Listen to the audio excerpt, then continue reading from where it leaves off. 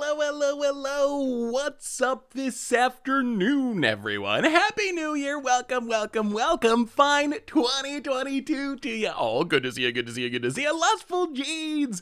Welcome to the Fishbowl, thank you so much for your subscription. Big soup cheer for you, Zach, Nair, Gustav, Swig for Zero, also Zelda Zach, good to see you, Tactical Omelet, Shiro, Wolf, Roaring Spencer, Charlie Daystrike, welcome to the Fishbowl, thank you so much for your subscription. Big soup cheer for you, Swig for Zero, Monin the Conqueror, Monster CC. How is everyone? I missed everyone this past week. No streams last week because of a ton of holiday stuff I had to do, but it is good to be back. I hope everyone had a magnificent holiday season, had a great new year, and I'm excited to do some sacking, cast some blood artisting, have some fun this afternoon. So hopefully everyone is doing well. Did you all have a good holidays? Hopefully the holiday season was a good one. Just finished my paper harmonic shaman deck for modern. Managed to win a local tournament. Ooh, congratulations, Labrador. I'd love to see your list. That's such a fun deck. Harmonic Prodigy is just such a sweet card. Hey, what's up, Cyberclings? Good to see ya. So welcome everyone. Happy 2022. Today, we're gonna do a little janking around in Alchemy. I think we're gonna start with this mono black Aristocrat Sanguine Blush Stroke Blood Artist Sacrifice deck. So I think that's deck number one. Also got a couple other things on the back burner. There's this Orzhov deck that I found in a deck list dump recently that looked kind of interesting. It's got some weird cards like Wedding Announcement. You're trying to sack Wedding Announcement tokens to like Rite of Oblivion. So kind of like Orzhov mid-rangey stuff, sacrifice stuff. There's this Jun Super Friends deck that looked kind of interesting. It's got planeswalkers that most people don't play. It's got like Zariel. I haven't seen Zariel in any decks. It's got new Tybalt. So doing Alchemy stuff. Maybe we get to Alchemy Zombies. We've been having this as a backup deck for like weeks now, and we never get to it, but I really want to try Nectar Duality with Puppet Razor, so we'll see. But we're gonna mess around and have some fun, starting with Mono Black Aristocrats and going from there. So hopefully another year, another punt, indeed. There will be already Budget Magic already went up, and apparently I brutally punted in the first game of the first video of the new year, and everyone was quick to point that out. So when is the next meme or dream? There's actually a meme or dream coming up this week. So how did Bear react to the fireworks? We're out in the middle of nowhere, so there wasn't actually any fireworks to deal with, but he would not do well. He does not like loud noises. Loud noises are the thing that gets him more than anything. He's such a weird dog. He's not really afraid of anything except really random things that make no sense. Like, okay, so quick bear story over the holidays, and then we're gonna do our reminders. We're gonna start playing Magic. Okay, so I have a basement in my house, and that's where like the laundry is. So I go down there to do laundry and stuff like that. Bear used to not want to come down, and then he started following me down. So he comes down in the basement.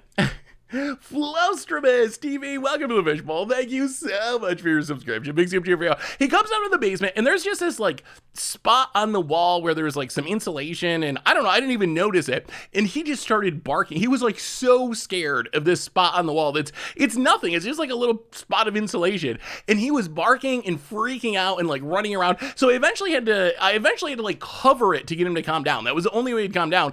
And then I realized, and this is an ongoing thing, he will not go up the stairs. He will come down the stairs, but when it's time to go up the stairs, he will just come to the bottom stair and like go up half a step, and then he'll freak out and like run back down and run in a little circle. And I'll try to get him to come, and he'll go up the stair again. So we have to carry him up the stairs every time, and he's up to like 75 pounds or something. He is a big boy. So every time, sometimes this happens like 3 or 4 times in a day. I go down and like put the clothes in the washer, then I got to move it to the dryer. He'll come down every single time, and then I gotta carry him up every time. But other than that, he's doing wonderfully. So was kind of amused. You already said you were never going to be able to response, either because it was too big with the hammer or because the opponent won't attack with it since it has 0 power. Then the opponent does attack with it. Yeah, my brain was just like locked into response not working there, even though it would have worked the way it worked out. So I should have actually cast it, but I was locked into the it not working aspect and punted as a result. But anyway, Bear is doing wonderfully. He is chewing all kinds of things. He is getting super big. He missed you all this week as well. So reminders before we play Magic. Replay YouTube. This we invite all the old streams, including this one in the future. I've heard of cats being scared of cucumbers, which sort of looks like snakes. Not sure what a spot in the wall could be. Yeah, he's not afraid of much, but then the things he is afraid of don't make any sense. They're like the weirdest, most random things. Yeah, carrying bear up the stairs from the basement is my new workout program. That is my New Year's resolution. Do that several times a day, and I'll be in the best shape of my life. Replay YouTube. That's where you'd find the old streams. Normal YouTube doing some Rockerick Borosig. The deck's actually really sweet. I know. There might be a pun, but whatever. The deck's actually really sweet for budget Magic. That's up on the YouTube, so check that out. A reminder that I missed your sub. Oh no, my apologies, Random Noob. I'll get you. Our sponsor today is Card Kingdom. If you need some magical cards, like a Bitter Ordeal or a Ristic Study for Commander, or maybe this Thalia that looks like a Dracula character, you can get it from CardKingdom.com. Even get a free goldfish sticker. Let them know you want one, and they will hook you up. So thank you to Card Kingdom for supporting the show. Otherwise, merch page. Hey, what's up, Terry? How are you? Tokens, t-shirts, playmats, good way to support the stream and the channel and the site. Donations always appreciated, never required. $2 or more gets your message read on stream. How did I miss a sub?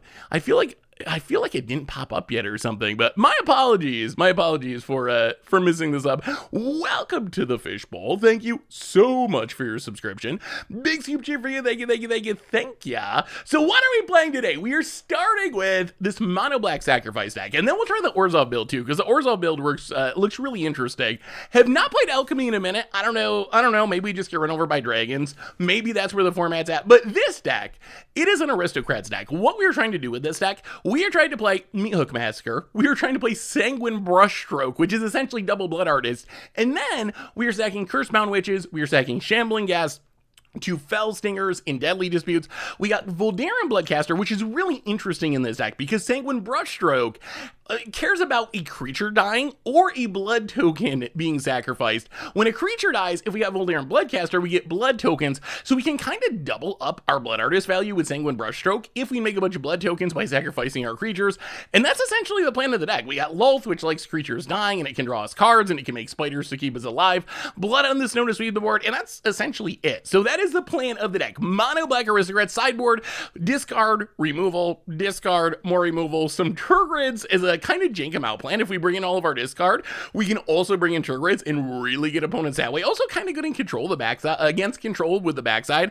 So that is deck number 1, Mono Black Aristocrat. So I want to hear everyone's holiday has been. Did everyone have a good holiday season? I apologize, but I find that Richard just hosed you all with a control deck and Commander Clash should be very satisfying. He definitely hosed us all with a control deck. I was not expecting that. Richard is not a control player, really. Like that was, I did not expect Richard's New Year's resolution to be play more control. That was probably the last, I thought it'd be like, oh, I don't know, play less janky tribes or something like that. I was not expecting it to be like play more control, and he got us really good. Love the Siege Rhino against the odds. It was so much fun. Yeah, that was super fun. I might do more of those. I was surprised how excited people were about, if Sanguine Brushstroke actually existed, it would be so good in the Bloody Burn deck. I was surprised how much people like the Siege Rhino episode, to the point where a lot of people were like, I want to see more old modern decks fight against current decks, so we might have to make that a series, or at least play some more of those in the future, because it was actually really fun to do. So I think there might be more of those coming at some point. If you're interested, here's a Shaman deck list. Ooh, let me see Labrador. Yeah, Shaman, so much fun to play, and like relatively budget friendly. The caverns are pretty expensive. I think they're optimal, but you don't have to play them to have the deck work, and that would cut the deck price in half. But yeah, Shamans are really fun. If you're looking for a not quite budget, but mostly budget modern deck, Shamans is a really cool option. Prophetic Flamespeaker is interesting. How is Prophetic Flamespeaker? I kind of forgot that was a card or a shaman. a little bit of both. Ooh. All right, I mean, Bloodcasters and Shambling Ghast, we will keep this. Random MTG Doob. See, sometimes it takes a while for the subs to come through. Welcome to the Fishbowl. Thank you so much for your subscription. Big soup cheer for you. Thank you. You know what, let's just, are they going to have main deck discard? You know what, we're going to do this. This might be incorrect, but hurt ourselves a bit. Bold our face, Shambling Ghast. Stuck at home isolating, having to Zoom in for Christmas instead of in person. Yeah, it was that kind of holiday season for sure. We had some family members who were gonna be coming to holiday stuff, and Just had COVID issues and couldn't do it, so. Shumblingast. Oh, we wanted this to live. All right, opponent gonna kill her. They're playing a deck that looks kind of similar to ours.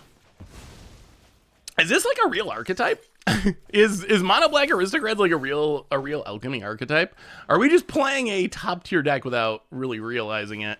I don't even know, like, there's not really much of a meta for Alchemy yet. There's not many tournaments, so I really don't know. Was that like one Hooglandia Open, so it's kind of still all over the place.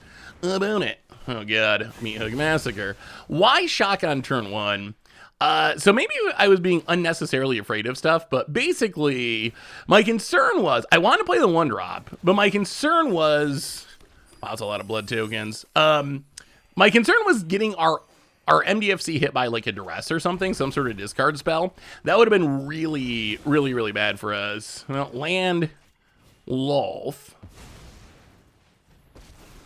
1, 2, 3, 4. Yeah, let's just. You require my aid. Actually, we should probably make Spider. Oh, wow. Done. Done, done, done. The Lolth is enough. Do you have any plans to update your mono red prison deck for modern? You know, I know you love that archetype. I've tried, so I still have plans.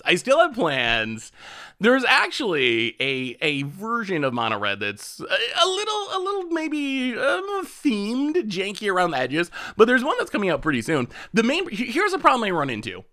So I've actually been playing mono red prison. Here's my issues with mono red prison and modern right now.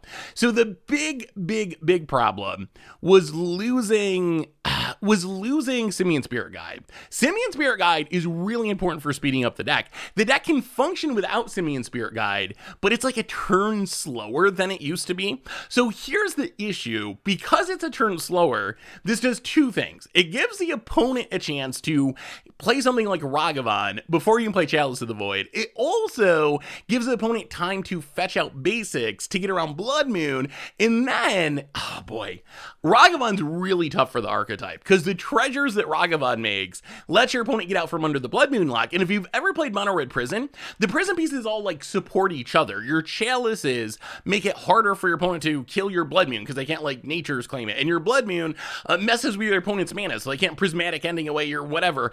But a single Ragavan hit is kind of a big deal. And then you also got to add in, we should probably sideboard. I'm on my Mono Red Prison. I love Mono Red Prison. It's like my favorite modern archetype. So I've been thinking about it a lot lately.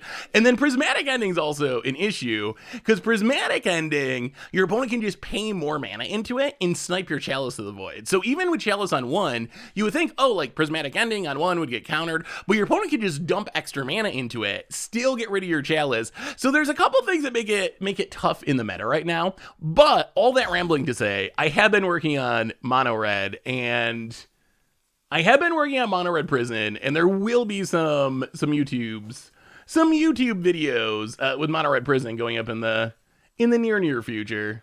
Maybe we don't even change much of anything. Let's go up one Meat Hook Massacre. Now one Blood on the Snow. Right now like that. Have you thought about turning into Blue Moon? Enemy fetch lands are all-time low right now. Yeah, I think Blue Moon is a good option. Blue Moon, and also you could try to play Ragavan. That would be the other possibility. We played that like Hammer of Bogarden Hammer Time deck, and that was like prison adjacent, and being able to like hit with the monkey to get a treasure to play Blood Moon a turn earlier, that actually makes it a little bit like a Simian Spirit Guide. The stupid monkey can turn into the good monkey. Hey Seth, I noticed a lot of articles recently around Modern. Are we going to get more Standard and Alchemy decks in the future? We certainly are. I've been doing a lot of Modern lately because I've been enjoying Modern, but there will definitely be more Alchemy. Standard's in a weird place. I'm sure there will be more Standard, but Standard is like, I don't know. I've been very demotivated to play Standard since Alchemy came out.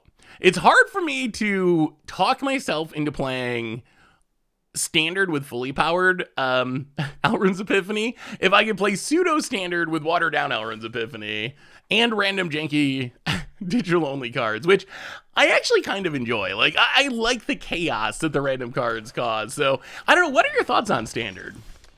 Like, all of you. I'm actually super curious. Where are you at with Standard? Like, what are you playing on Arena right now? I guess that's the big question. Like, Do you still just play standard? Have you switched to playing more alchemy? Is it some mixture of the two?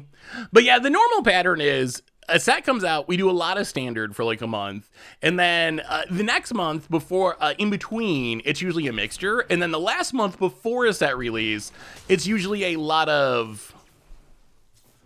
Huh, can we do anything with this Infernal Grasp? If we kill this, they still... I guess not. Yeah, it's just looking good for our opponent. So yeah, that's the usual pattern. Set release, standard heavy for a month. The month in between, a mixture. The last month before a new set, mostly modern and older formats, and then it repeats. Can I speak to you today about our Lord and Savior Kiki-Jiki? Kiki-Jiki is a sweet card. What? Yes. Give me your Kiki-Jiki. Your Kiki-Jiki speech. Play mostly Historic. Historic hasn't gotten that hurt by the Alchemy stuff, honestly. Like, I've been playing a bit of Historic, and you do see Alchemy decks on occasion, but it's not a super... Oh boy. This is not a super great position to be in. Fell Stinger. I feel like we're just kind of dying here. We gotta hit like double Wrath or something. No. I was thinking that was a Blood Artist trigger. Almost let our opponent draw 2 there. That would have been less than optimal. Well, Cursebound Witch. No attacks. 1, 2, 3. Blood on the Snow can get rid of something. That gives us some amount of hope. Boy, I wanted to do a... Oh, with Moto being under new management, is it prime time to get in? I will tell you, over the next month, I actually have a decent amount of content about why I think you should play Moto coming out that I've been working on. I'm doing a video about how to free to play Magic Online. It's actually insane how much value you get out of Magic Online right now. Like, it is really, really insane. So many times when I hear someone complain about Arena, when someone says, oh, it's too expensive, or oh, digital only cards, or oh, whatever, I think, well, you should probably check out Magic Online, because Magic Online offers what you want, I think. Like, I think it is giving you what you want. You just maybe don't realize it. So yes, I'm a little bit concerned about what the merger with Daybreak Games means. Yeah, we're super dead here. I really don't know if that's a good thing or a bad thing, but here, let me show you this. This is going to blow your mind. Maybe you saw this on my Twitter, but this blew my mind, and I've been playing Magic Online for a long time. This that we're looking at, this is the cost of buying a complete set. One copy of every single card in the set on Magic Online. And these top ones I know are pretty expensive. That's because Magic Online has this thing for like the 2 or 3 most recent standard sets where you can trade in your Moto set and get a paper set. So ignore those for a minute, but scroll down here and just look at these prices. A complete set of Dominaria. $9.56. That's a Teferi. That's all the legends. That is Search for Iskandar. That is everything. You name it. Ixalan. $1.90, an entire set of Ixalan. Look at this. That's Carnage Tyrant. That's Search for Iskandar. That's Legion's Ending. That's Rampaging Frozen. That's Jace's. Like, that's hundreds of cards. 150, whatever the size of the set was. 180 cards. You get every single one of those. A whole set for $1.18. Hour of Devastation, $1.96. Shadows over Innistrad, $5. Fate Reforged, $5. Dragon's Dark here, $13. That one's a Cons with all the fetch lands coming in at $40-some. The fetch lands driving up the price. Like, the prices is ridiculously cheap. Could I get a complete set of M19 and cash out? So the way redemption works, the redemption program, it only lasts for about 6 months. So when a new set comes out, you have about 6 months, give or take, 6-ish months, to trade in a digital set for a paper set. So you can't trade in your modern deck for a paper modern deck. You can't trade in M19 for a paper set of M19. Right now, I think the active sets are AFR in both Innistrad sets, and then once Kamigawa comes out, then AFR is probably going to drop out, and then prices go down a lot. You can see like Strixhaven down to $43 because it no longer is eligible for redemption. So yeah, that's how redemption works. But yeah, the prices are just like, I don't think people realize how cheap Magic Online is. Like, people see, this is what people see. People go to Goldfish, and they go to the metagame, and they click on Modern, and then they click on Moto prices, and they see, $374, $1,000, and that is an issue. Like, the price of top tier decks, that is a concern, but that's because, like, Endurance is $200 almost for 3 copies, Ren and 6, Teferi, like, there's these certain Solitudes, $50 a copy, Omnath, over $25 a copy, $30 a copy. There's these select tournament staples that are really expensive. On the other hand, like Sylvan Library, one of the best commander cards, one of the best, a staple. It is like a $50 card in paper. It's literally 2 cents on Magic Online.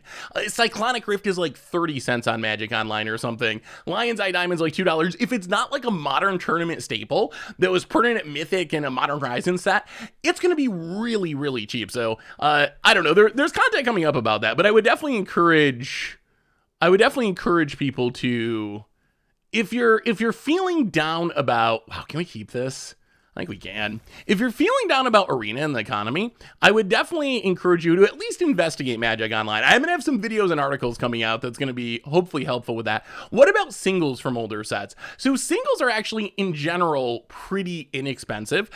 The problem is, like I said, there's certain tournament staples that end up being really expensive, like Ragavan, the Evoke Elementals, Teferi, certain few cards, but then most cards are really, really cheap. Like, if you go to Shadowmoor, I don't know, just a random card, like Mystic Gate's the most expensive card at $2. Your Painter Servant's like 25 cents. Greater Oromancy's 20 cents. These are cards that are really expensive in paper. So, if it's something you've been thinking about, like I said, the video about how to almost free-to-play Magic Online is coming out this weekend, so... Hey, what's up, Jonathan Snow? Happy New Year! How are you? Good to see ya. So the video about how to free-to-play almost Magic Online is coming out this weekend, and then I'm updating the Getting Started on Magic Online video for 2022. I mean, if you're a Commander player, here's the argument for Commander. Let me just show you this. And then I promise I'm not gonna just keep rambling about why you should play Magic Online, even though there is some huge upsides. All right, we're gonna sack this Cursebound Rich, hopefully draw a land, get a blood token, get a, I don't even know what Curse of Leeches does. Okay, enchant player, when it transforms, attach it to a player, beginning of enchanted player's upkeep. So it's just drains for 1 and then flips into something. We could take Cauldron Familiar and try to get the whole cat oven combo. That would be unlikely, but it could happen. What are we taking here, chat? What are we drafting?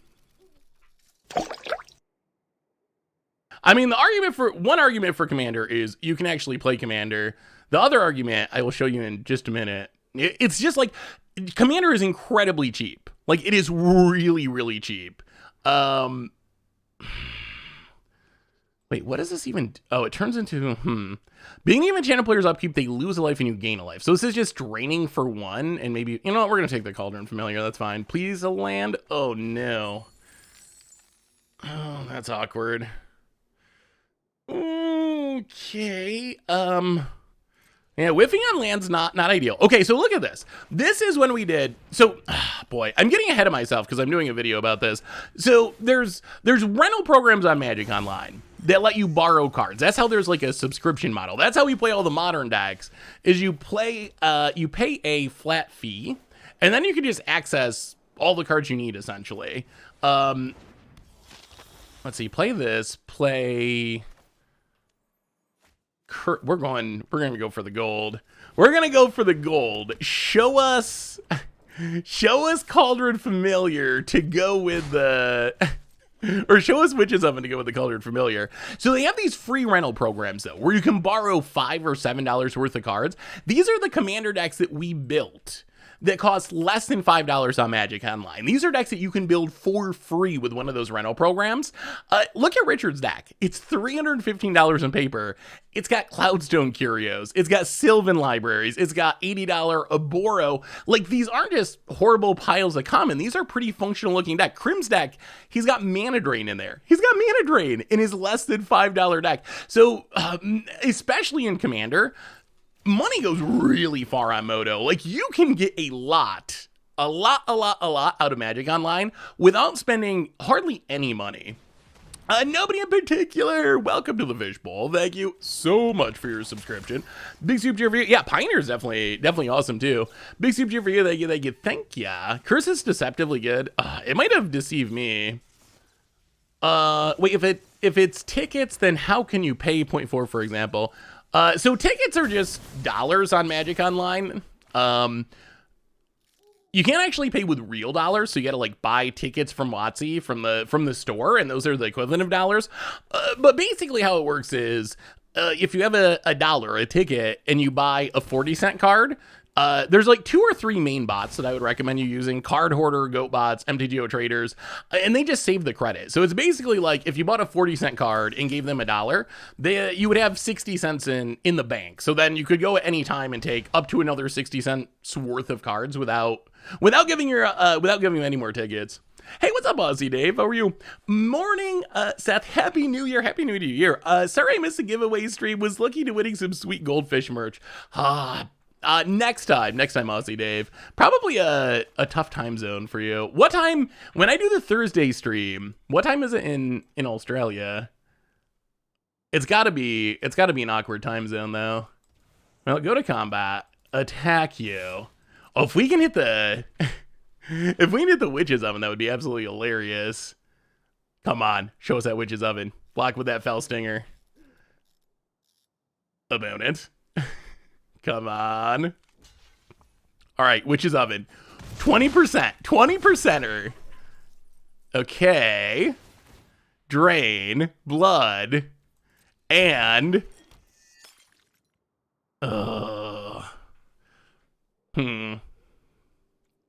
Not a witch's oven. At the beginning of Enchanted Player's upkeep, sacrifices a permanent. That's not going to be good against all the blood tokens. I guess we take this Cauldron. This Cauldron doesn't seem that bad. It is a sack outlet at least. So we can play Shambling Ghast. We can play Witch's Cauldron. We can sack Shambling Ghast, get a blood token, kill the Blood Artist. Yes. Oh, we're randomly spinning into it. Hey, what's up, Zaire? How are you? We're messing around with some Alchemy tonight. Yeah, this was not the dream hit, but Witch's Cauldron is still pretty good. Not the oven, but still not bad. How has Alchemy been since you've been able to play it for a while? So Alchemy for me right now is like, it's like standard without Epiphany being as powered up, essentially. I don't know. There's good news and bad news. Like, I like what the nerfs have done to the format. I like not playing Azeka's Chariot or Elrond's Epiphany every round. On the other hand, some of the new digital-only cards are kind of busted and probably going to have to be rebalanced themselves or whatever. Hey, what's up, Devin? Good to see you. Good to see ya. Hey, it was good, Zaire. Had to do a lot of holiday stuff, but it was definitely good. Opponent. Fell stings us. Down to 13. Shambling Ghast. All right. Opponent might be doing what we're doing, but better at the moment. All right, how do we do this? So this turns a blood token into a creature, but how do we avoid dying to blood tokens and blood gas? All right, Bloodcaster number 2.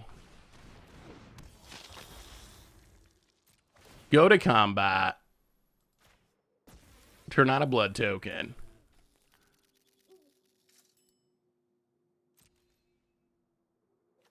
One, two, three, four.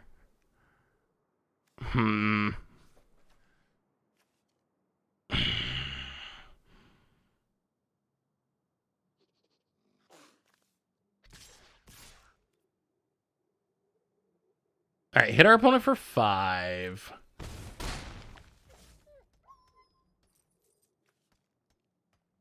I almost think we just Meat Hook Massacre.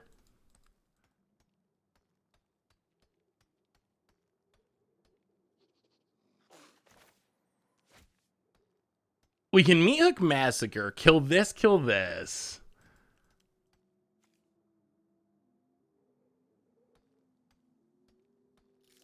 Hey, see you, Doug. Good luck with the videos. Hey, thank you, Katie. I appreciate the kind words. I've actually been enjoying Alchemy myself. As controversial as it sounds, my favorite deck so far is Mono Red Dragons with Dragon Whelp. What do you think of Dragon Whelp? Is Dragon Whelp too good? Dragon Whelp is one of the cards that I'm almost wondering if it...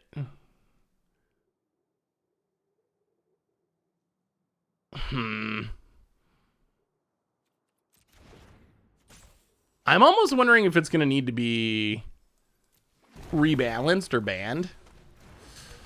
All right, Cauldron Familiar. We're going to wait. We're going to be patient. We're going to pass the turn. Opponent's down to 9. I don't think we can die this turn. Opponent plays the Swamp.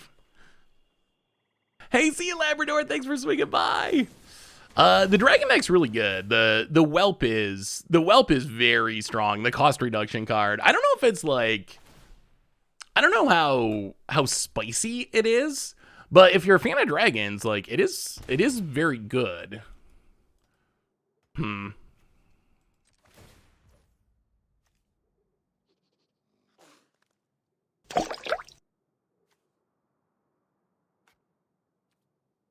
I think this works. So we can sack the Cauldron Familiar, get a blood token, flip the Bloodcaster, survive the removal. Have you tried green-black Toxrill Control? Hey, what's up, Yoda, man? Welcome to the Fishbowl. Thank you. Wow. All right. Thank you so much for your subscription. Big soup cheer for you. Thank you, thank you, thank you. Have not tried... Well, I think that was a double punt. We still get the flip.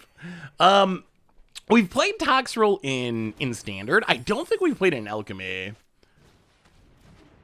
I ordered from Card Kingdom and asked for a goldfish sticker and didn't get one. Huh. Did they say anything? That's very strange. As far as I know, they are still goldfish stickers in stock. Did they say like they ran out or something? Or you just didn't get one? I can try to look into it and see. I haven't heard anything about them not being in stock. As far as I know, they're still there. Our Lord and Savior Kiki-Jiki has seen fit to teach me his greatest works, his magnum opus, if you will. Born creative in birth in chaos. This deck is a joy. It's not perfect. Let me see. Ooh.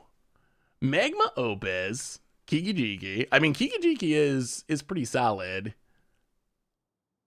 Wait, what is so is the opus just for ramping? Ramping into the Kiki a little bit faster? I'm surprised that Kiki-Jiki is not better. Like, Splinter Twin was really good. Kiki is a downgrade, but it's not that much of a downgrade. Well, go to combat, do some attacking. Opponent dies? That looks like 10. Okay, they sack the blood token to drain us.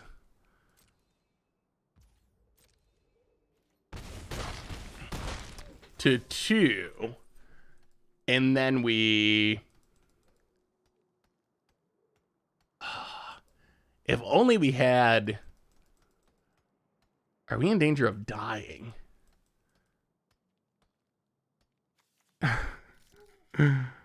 Ooh. How can we do this? If only we had a Blood Artist, we'd be in super good shape, but we don't.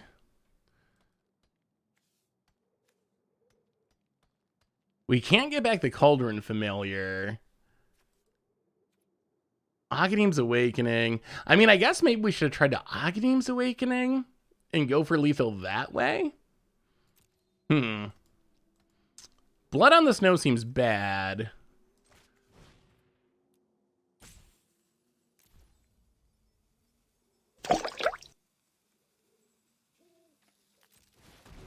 All right, Mihawk Massacre. Kill some stuff. Wow, this is going to be super close. Hey, what's up, Wenzo? How are you? Eberreal Blazer! Welcome to the Fishbowl for the 17th month. Thank you for your subscription. Big super cheer for you. Thank you, thank you, thank you. All right, so opponent kills a blood bat. We get drained.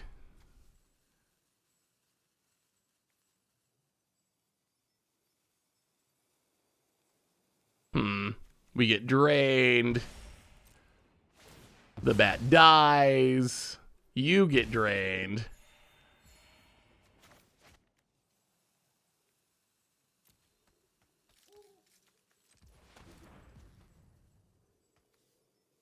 Blood token. Discard blood on the snow. Oh, can't cast it. All right, pass the turn. Wow, we are right on the edge. Opponent drew double Sanguine Brushstroke. We did not, and that's kind of the issue. So the possible punt there would have been to just try to Agadeem's Awakening. I don't think we had lethal though, but we could have Agadeem's Awakening back some stuff. Oh, wow. All right. Sure. So we could have... Wow, we actually... So we should have tried to possibly Agadeem's Awakening back some stuff, I guess. Pay 1 more to kill all the opponent's creatures for 2 damage. But then that kills all of our stuff, too. I don't know about... Attack with the Haven. Well, they had blockers for the Haven, so that didn't do anything. If there was a punt, I don't think there was a way we could win there. Like, we could have spent all of our mana to Agadeem's Awakening earlier, but we didn't have a way to force through any more damage. Hey, what's up, Garbage Andy? How are you? Good to see ya. So I don't think that was... Yeah, I mean, I guess we should have just cast Agadeem's Awakening pre-combat. I don't think it wins us the game, and I guess it would have gave us a chump blocker, which would have potentially ended up being relevant. Haven would force them to block with the Blood Artist. Well, didn't they have 2 creatures? Didn't they have Blood Artist and also Shambling Ghast? So attacking, wouldn't that let them just sack with the Shambling Ghast and then not? What is this like is this like an actual like popular deck in Alchemy apparently? How in the world have we done this twice? Opponent's playing zombies. Interesting. Well, land. I mean, this game we got Sanguine Brushstrokes, which is nice. Unfortunately, we're not doing anything for a minute or 2, and opponent's going like incredibly aggro here. They're just running them all out. Well, play the land. Play the Brushstroke. I mean, we might be in the chump block with Blood Artist stage of the game already, which is not the best stage of the game. Yeah, zombies is cool. I want to play Necroduality zombies in Alchemy at some point. Yeah, the pixel lands look so good. Opponent running out more stuff, going attacking. We got a chump. I mean, are we going to live long enough to be able to Wrath is the question. And I don't think the answer is yes. Brushstroke, make a Blood Artist, Cursebound Witch. Ooh, I wish we had a Shambling Ghast. That would have changed things. I don't know if we can live long enough. Opponent just got this curve out zombie drawn. It's working somehow. I'm playing Alchemy and ran into the same green-red deck 3 games in a row. Yeah, I mean, this is actually a different matchup, so that's good. I was thinking it was exactly the same, but it's not exactly the same. So we got to block and block. Wait, so if we block and block... the question is, how do we live long enough to... How do we live long enough to be able to Wrath? I guess we block like this, so we kill something. We go to 5, but stuff dies.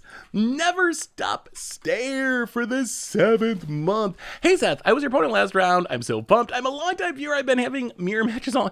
Is this like a popular deck? What? I did not realize this was like a popular deck, the Mono Black Sacrifice. Apparently it's a popular deck. Been having mirror matches all morning. It was a great game till the trigger said you scooped. I had the Fell Scorpion lethal. Oh, well, good game. Good game. Never Stop to Stare. And thank you for the subscription. Welcome to the fishbowl. Big soup cheer for you. Thank you, thank you, thank you. Okay, these cards don't do much.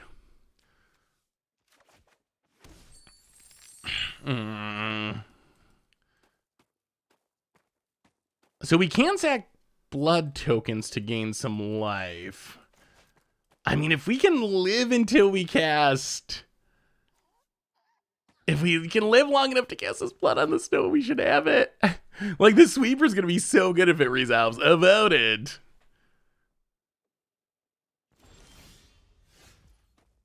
Well, play the land. Okay, so... so we play Unwilling Ingredient. We can fire this up. Block, block, sack. If they have removal, we only get to block 1 and sack. 3, 4, 5, 6, 7 will be at 6. Lolf makes blockers, but then we die to removal. Is there any way we can do this? Is it possible? I think we die to Agadeem's on 2, right? If we Agadeem's on 2, we get 2 blockers.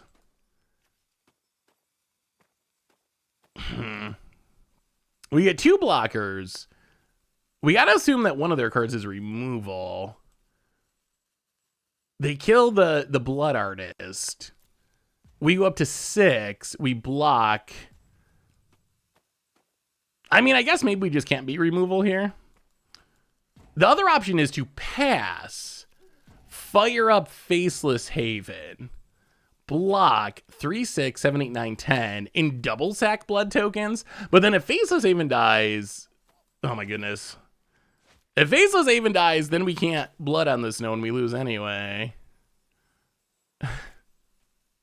Alright, I mean, I guess this is our best bet. It doesn't beat removal, but we gotta go for it. And we're running out of time, so we really gotta go for it. Alright, reanimate some stuff, pass the turn. No removal, no removal, no removal, please. Hey, what's up, Nego? How are you? Good to see ya. Opponent. Do you have removal? It appears the answer might be yes. Oh, so close.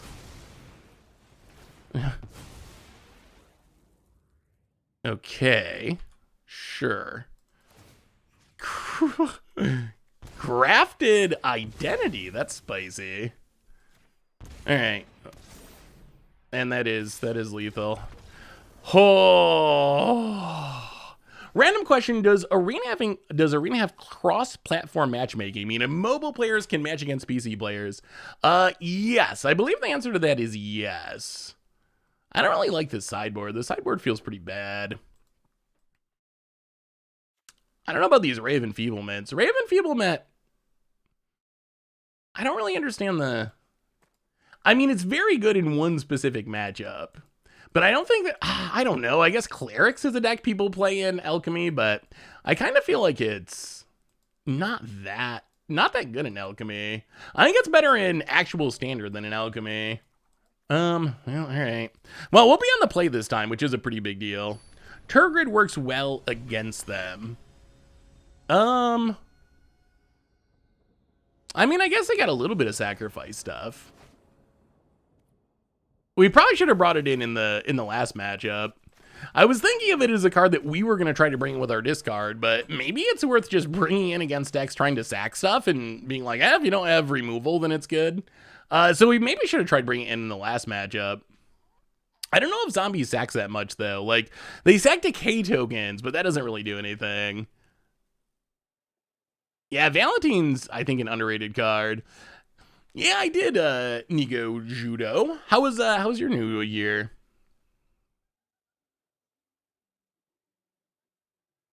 When they sack to exploit, you take their sweet stuff. Yeah, I mean, maybe...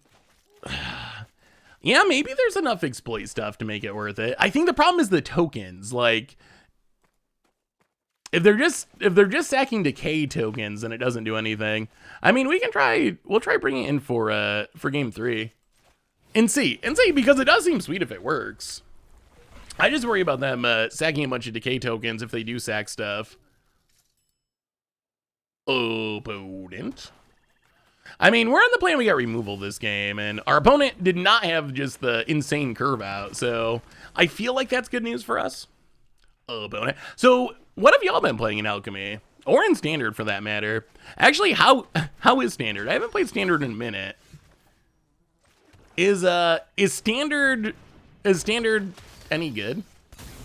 Is it still just Epiphany versus Epiphany versus Epiphany?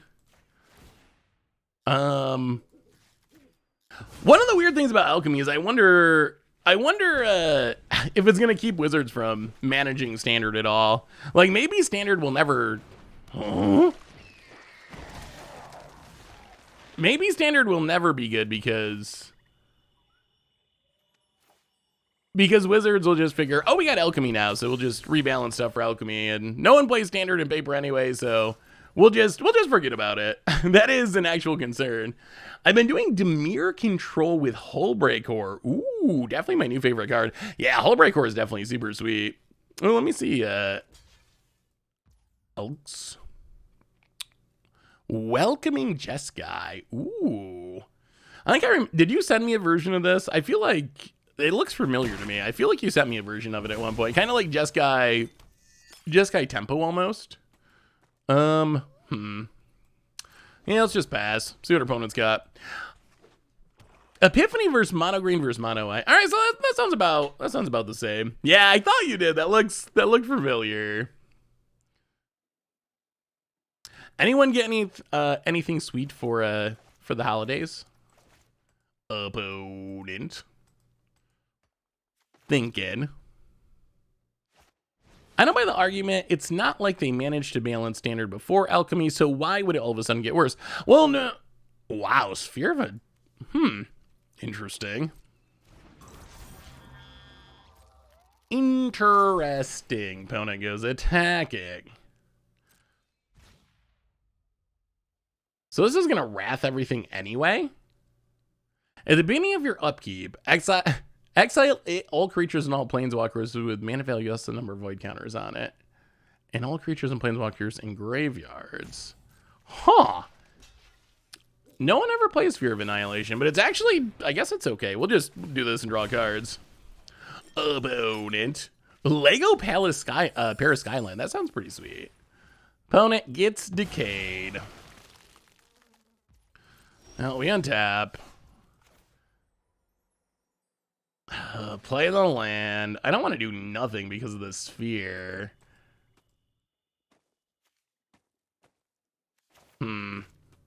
But I guess we do nothing because of the sphere. Pass the turn, sphere goes away. I mean, it did make us kind of skip a turn. That's something. My brother gave me a mug with my heater in it so my coffee stays hot. That sounds like a great gift. Cold coffee is... Wow, this is a weird zombie deck. Cold coffee is not that good. Acquires! Welcome to the Fishbowl for the 9th month. Thank you for your subscription. Big super for you. Thank you. Mardu Bride and Groom Vampire Beatdown has been pretty fun for me in Alchemy. Ooh. So you're playing Olivia and Edgar? All right, Shambling Ghast. Sure. Opponent passes. I'll play Shambling Ghast.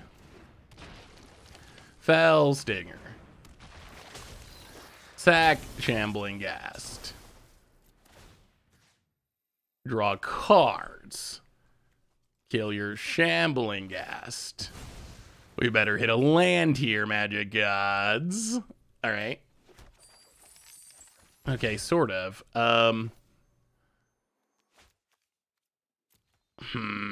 Aghanim's Awakening.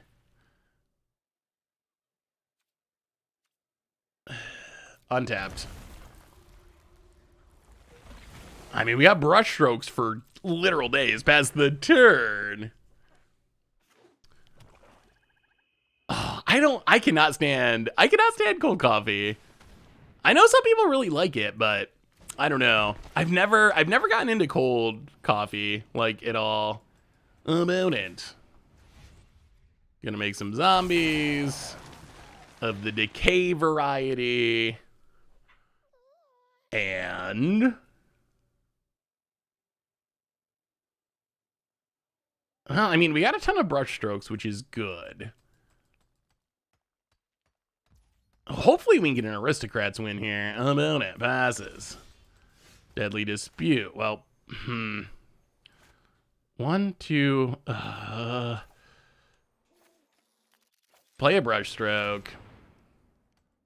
Opponent could have a counter. Brushstroke number 1. Blood Artist number 1. Brushstroke number 2. Blood Artist number 2. Now you may decay your zombies. By all means, opponent, decay away.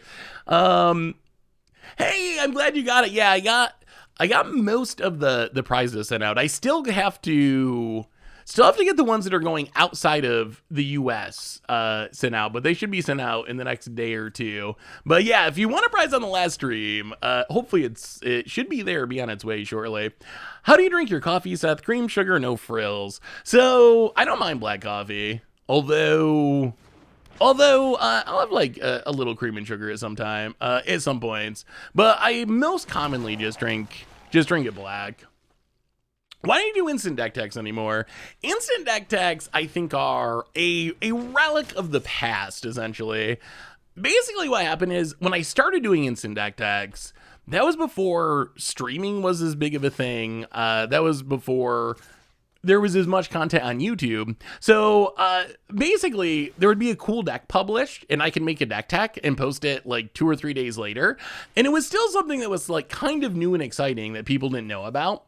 On the other hand, now everything happens so quickly that if a cool deck gets published, someone probably played it that day on stream. Like, it just happened so quickly. So it was becoming very, very difficult to find interesting decks to do deck techs of. And I think that people stopped watching as a result. Like, the deck techs just got less and less popular. So basically that's why there's not deck techs anymore. That and, ooh, I don't know what's happening, but sure. That and also start doing just other stuff, like different shorts, other different short videos, not literal shorts, but like 5-minute videos. So just start doing other stuff in that place too. So that's also part of it.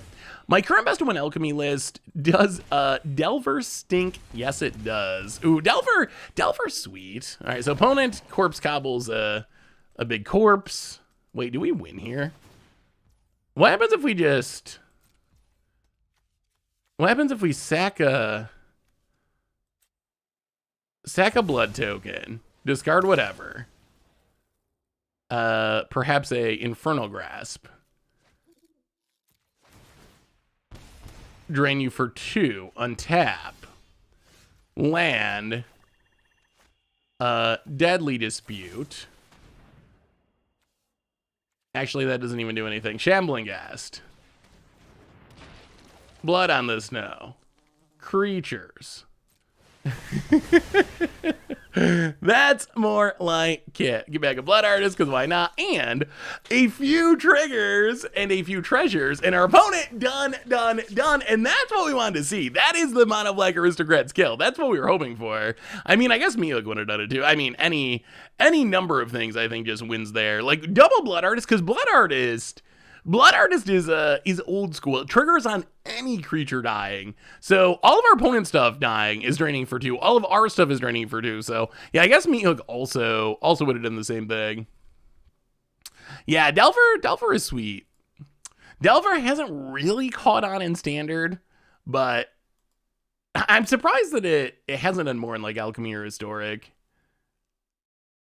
Maybe we just don't have the support cards. Like, it's so good in older formats where you can control it more, but I guess we are missing easy ways to flip it. You just gotta YOLO it and hope. Is Tomer's puns shorts on YouTube gonna be a real thing? They're so bad, but I love it. Wait, did Tomer do a pun short video? Or are you talking about my pun short video? my my punch short video I thought was pretty good. The flavor text buds. There's some pretty cringy flavor text buds. They're kind of funny, like I enjoy them, but they're also just like ridiculous. Delver is being played in Modern, Phoenixless. Yeah, Delver's seen play on and off in Modern for a while, and it's a legacy staple for sure. Whale Lord, welcome to the Fishbowl. Oh my goodness, I don't think we've talked about this. This came up why I was away for the holidays. We didn't talk about the new Kamigawa card. Oh my god, this card's so sweet. Oh, I love this card. I'm curious. I need to know. Paraja, welcome to the Fishbowl. Thank you so much for your subscription. Actually, I guess we should sideboard too. Do we need a sideboard? I said I would bring in the Turgrid for game 3, so we will bring in the Turgrid for game 3. Still not sure if it's... Oh, what do we cut to bring in Turgrid? That's gonna be the issue. Oh, all right. Oh, okay, we're bringing one Turgrid. I will halfway keep my promise. We haven't talked about this card because I wasn't around for streaming last week. Satoru Yumezawa. Oh my god. The card is so incredibly sweet.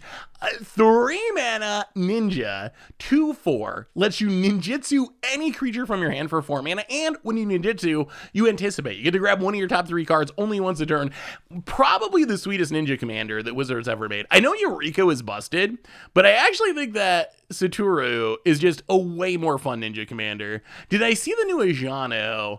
I saw, was that like a leak? I saw some leaks on Reddit. I think Ajano might have been one of them. It's hard to keep track of what is real and what is not when it comes to leaks.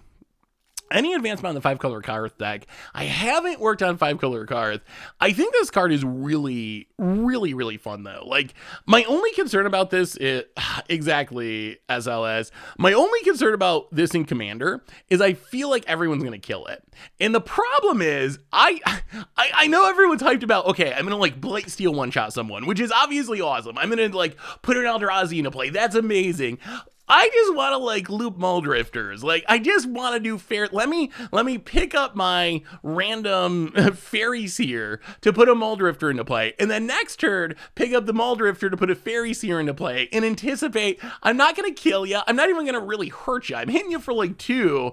I just wanna Muldrift a bunch of times. Can you please let my commander live? And I know no one's gonna do it. Like you just can't talk the table into that. They're gonna think something scary is gonna happen. It's a fear of the unknown. It is the fear of the unknown that drives these decisions, and everyone's gonna think, oh well, I know you're saying you're just gonna like do little value-y stuff, but there's gotta be a Blightsteel in there somewhere. There's gotta be some scary thing that you're gonna kill me with. So that's my big concern. Is Arena bugging, or is our opponent not here? That's my big concern in Commander, is it's just gonna die too much. It'll be interesting to see what happens in 60 card formats. I feel like the plan of like Ornithopter, Satoru, Blightsteel clauses is more of an against the odds deck than a real deck. But I mean, it's a 2/4. If you can even trigger it once each turn to get that anticipate, that's a lot of value. So maybe there is a way to take advantage of it. I think in Standard we gotta wait. We haven't seen enough ninjas, essentially. Yeah, everyone's super excited about the Blightsteel thing, but I want to do fair things with it. I mean, Eureka is a mistake.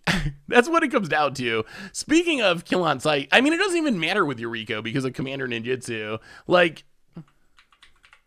I feel like this is a way more fun card. Eureka is obviously more powerful. If you just want to go the strongest ninja deck possible, I mean, Eureka it's a busted commander because of Commander Ninjutsu. So if you want just the strongest deck possible, I think Eureka, well, I guess that counts as a win, sort of. Not the way we wanted to win, but I guess we'll take it.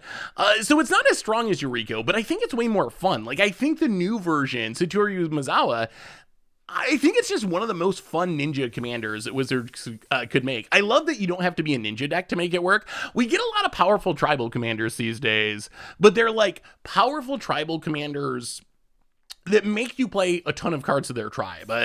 Tovolar is a good example. Tovolar is really good, but you gotta overload your deck with werewolves to make it work.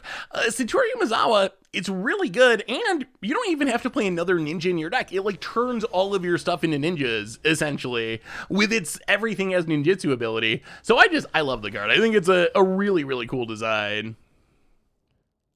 Yeah, Eureka's just too strong. One thing Wizards needs to realize, and I think they have maybe realized this by now, but I think what Wizards needs to realize is cards that cheat on the command tax are generally problematic. Like that is so many. We're gonna switch to the Orzhov deck at some point, I think, because I feel like we're playing so many mono black decks.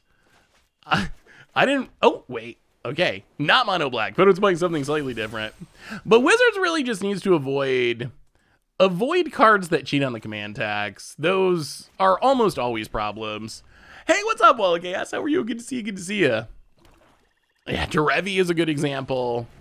Ooh, Graveyard Trespasser. Interesting. Interesting. Well, I guess we just get our brush stroking. Get a Blood Artist. Can you ninjutsu 2 ninjas back and forth within the same combat? Yes. It would take a lot of mana, but yes. So ninjutsu is just return an unblocked creature to your hand. Ooh, all right. The new and improved Cosmos Elixir. So ninjutsu, all it cares about is returning an unblocked creature to your hand. So you can attack, wait until after blocks, ninjutsu something into play, and then ninjutsu something else into play. I don't know how you really get value out of it. I guess with the new legend, you could like ninjutsu a Muldrifter, then ninjutsu a Muldrifter picking up the Muldrifter or whatever and draw cards, like reuse ETB triggers. Normally though, you're only going to get one attack trigger, so I like how they did it with Brokos, since he can only avoid the attacks by mutating from the graveyard. Yeah, I think that's I think there are ways you can do it that's relatively fair, but from the command zone, just reducing the cost or having a way to always cheat on it, like because of Commander Ninjutsu, it's always 2 mana, because the Revi and how it's worded, it's just always coming into play in the cheap. Those abilities seem like they just always end up causing issues and not being fun either. Like that's probably the biggest problem. Not only do they cause problems power level wise, they're also just not normally very fun cards. People don't really enjoy playing against them. The Mike Arnold for the 61st month. Welcome to the Fishbowl. Thank you so much for your subscription. Big super cheer for you. Thank you. Well, we will sack the Blood Artist. Drain you. Our opponent eating our graveyard is actually kind of annoying here. And drawing cards with this Cosmos Elixir. Opponent. Combat. We got blood tokens for days. Eats Blood Artist. Sure. Down to 14. Cosmos Elixir going off. Well, Alright, Aghanim's Awakening. Painfully Untapped. Meathook Massacre. Oh, wait. They have something for Told. That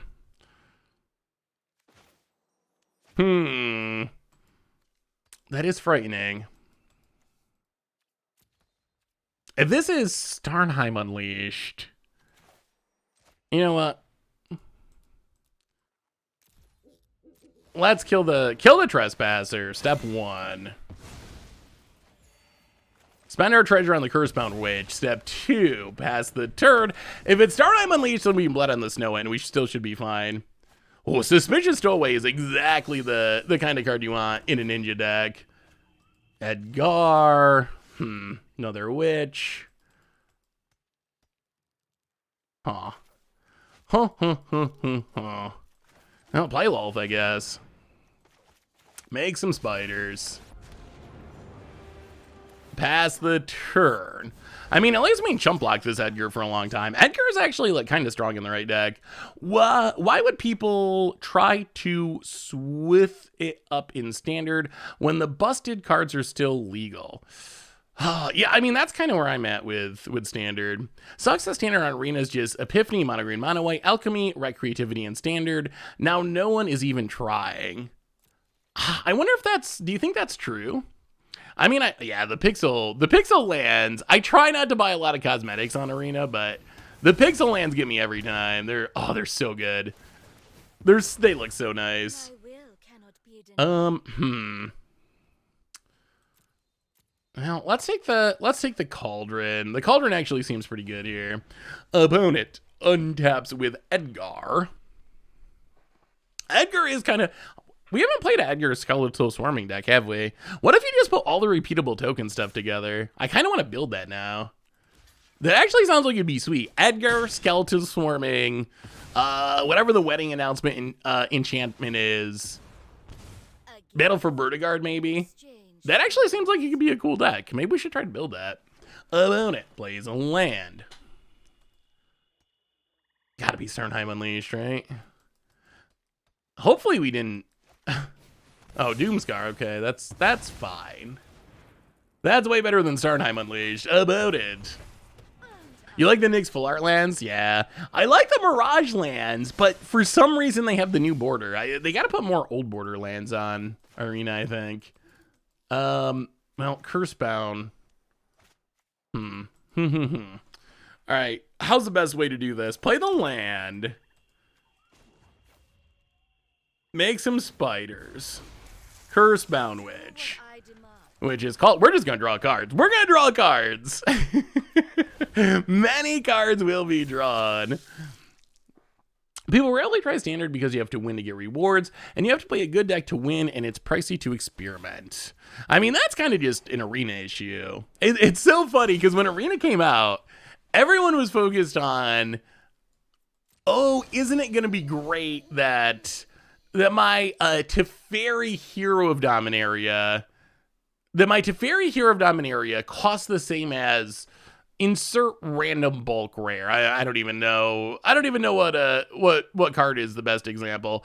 Pick the cheapest rare in Standard. Pick the cheapest or mythic in Standard. I'm so excited that my Teferi is the same price as a Cemetery Desecrator, which is good news. Like, that is legitimately awesome. On the other hand, we kind of all overlook the fact that also means that your Cemetery Desecrator is the price of Teferi.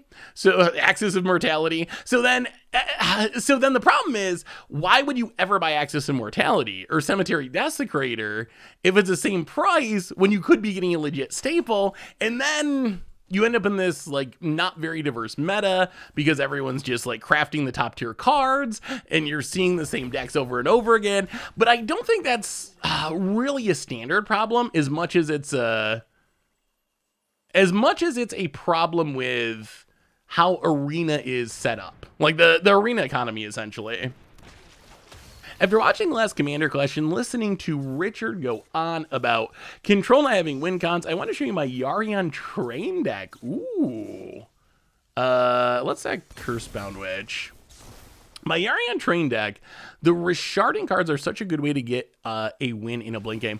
Are we blinking like the Sacrifice Pirates? That actually is kind of hilarious. Hang on, I pulled it up. Let me finish this turn and then we'll look at it. All right, Shambling Guess is fine. Got him. Got him. Good luck making those Edgar tokens now, opponent. Oh, opponent's officially been cursed. Well, we will pass the turn. Oh, wait, hang on. Yeah, we'll get in. Get in with one. Get in one, hit ya. Now we pass the turn. Yarion Train. That looks super fun. Resharding Brigade. Yeah, that's definitely a really spicy idea to use the sacrifice things. Like, if you keep blinking it, you can just force your opponent to sacrifice everything. I've never really seen that build of Yarion before, so I like it. That's a really cool idea.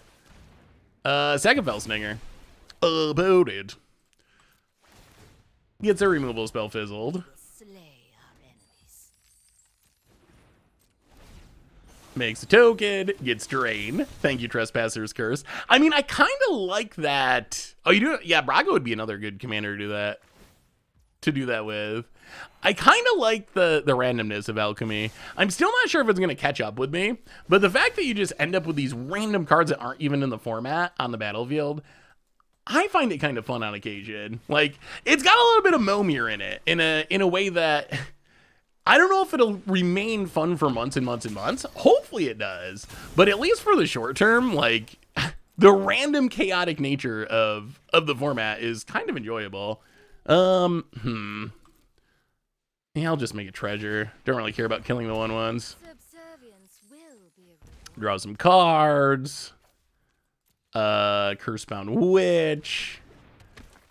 Faceless Haven. Make some spiders. Go attacking. I think we're getting there. We're beating an Edgar. Yeah, I think that Brago is better than Yarion. I don't think I've ever built a deck with Yarion as my commander, honestly. I play standard commander and draft in paper. No more arena for me. Oh, well, I mean, I respect your choice. Should check out Magic Online if you need your commander fix in digital form. Ooh, Warlock. Oh, if we get comboed. Warlock class.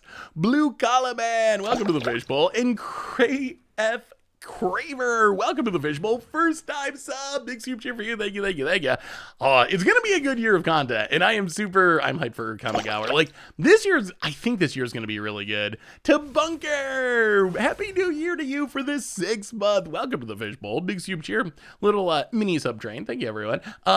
I think this year's going to be a really good year as far as Magic sets. I really have a lot of faith that it's going to be. Like,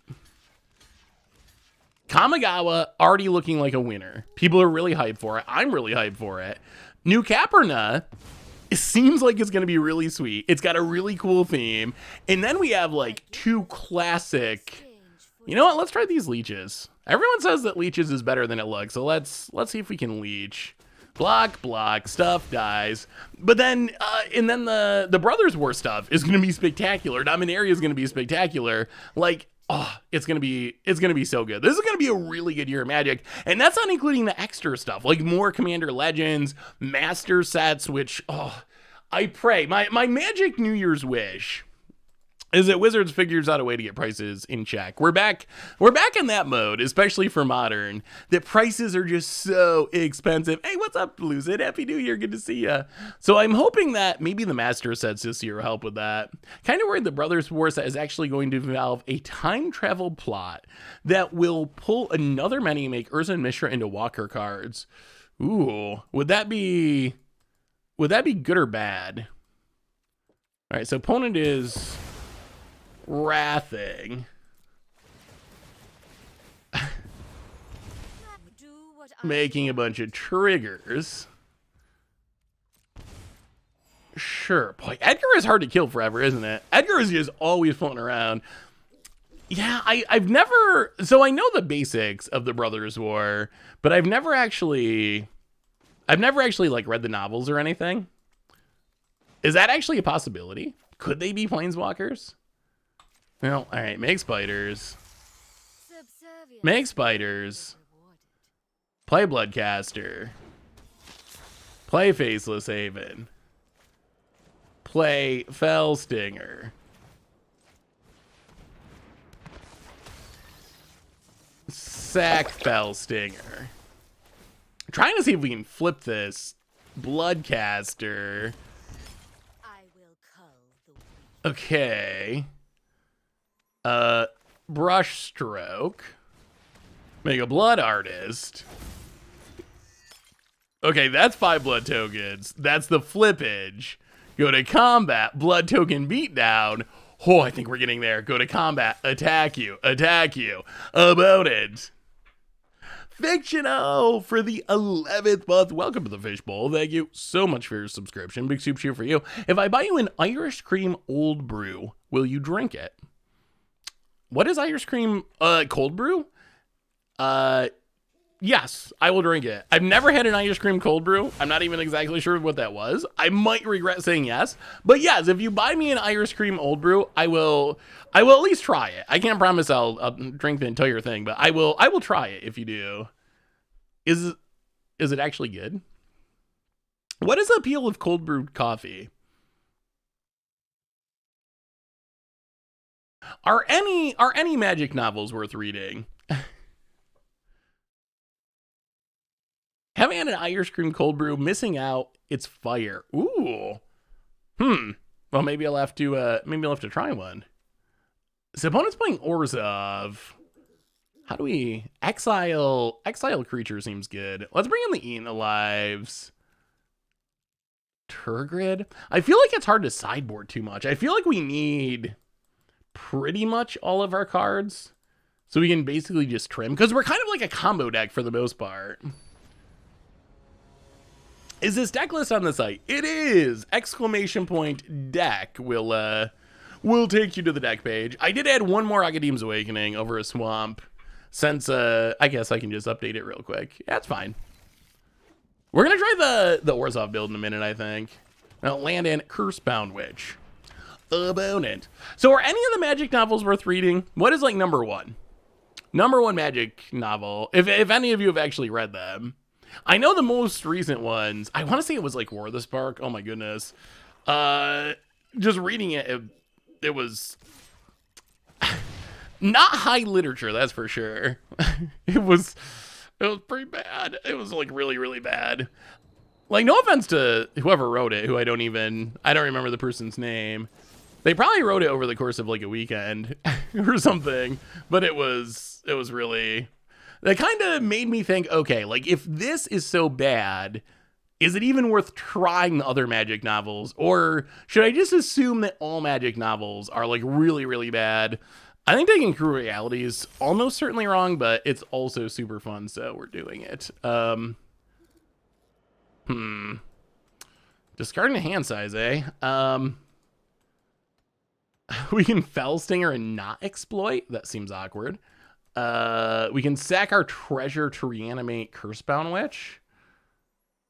You know what? I think that's what we do. Oh, so much value. Sack the treasure, get back the Cursebound Witch. If you could only pick one, it'd have to be Agent of Artifice or Brothers War. I might read Brothers more. I might read Brothers War, since we're going back to that storyline. And I've never really read it before, so I just know like bits and pieces about it that's been floating around on the internet, but I've never actually read the whole story, so it seems like it could be worth it. You know, I think we just smack you. Fire up the not as good Faceless Haven. Hit you for 4 past the turn. The first one was really interesting to read because they were trying to write it in a way that Magic battles work actually very similar to the game of Magic, but with actual spells and creatures instead of cardboard. Ooh. That's kind of interesting. Oh, opponent's going to draw so many cards. Oh, that is a little scary. Well, Lolth. Make spiders. Go attacking. Yeah, 2 Cosmos Elixirs that's a lot. Venura, welcome to the Visual. Thank you so much for your subscription. Big super cheer for you. Opponent has the Vanishing Verse. Sure. Oh, we got to get our opponent low enough on life that they stop drawing 2 extra cards a turn, and it's not going to be easy. Scries and draws. Meok Massacre. I'll go to combat. Hit ya. About it. Take it, please. What is your opinion on Alchemy over Historic? Ooh, I mean, I don't think they're competing.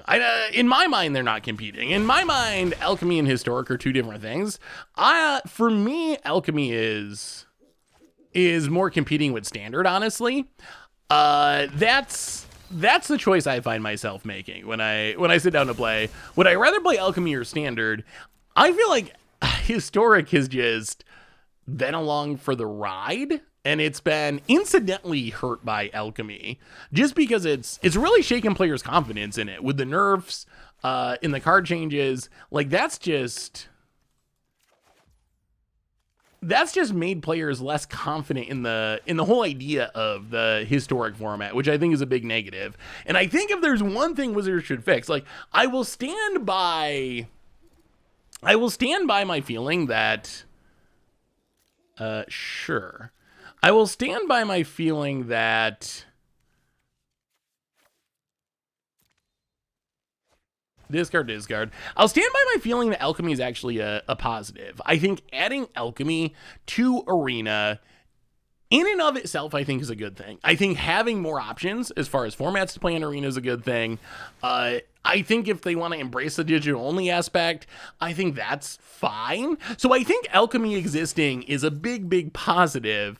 On the other hand, it really should not have hit on Historic at all. Like, that decision still just, it boggles my mind that the nerfs impact Historic, the all that stuff. It's just so strange to me. I don't know what they were thinking. Like, that's the part that gets me. So I feel like Alchemy was a good idea, but the execution was not ideal. The execution was, I would say, poor, because Alchemy is a really good idea, and it has potential to fix some of the issues with Standard getting stale, but players don't want more rotations because then it makes things more expensive.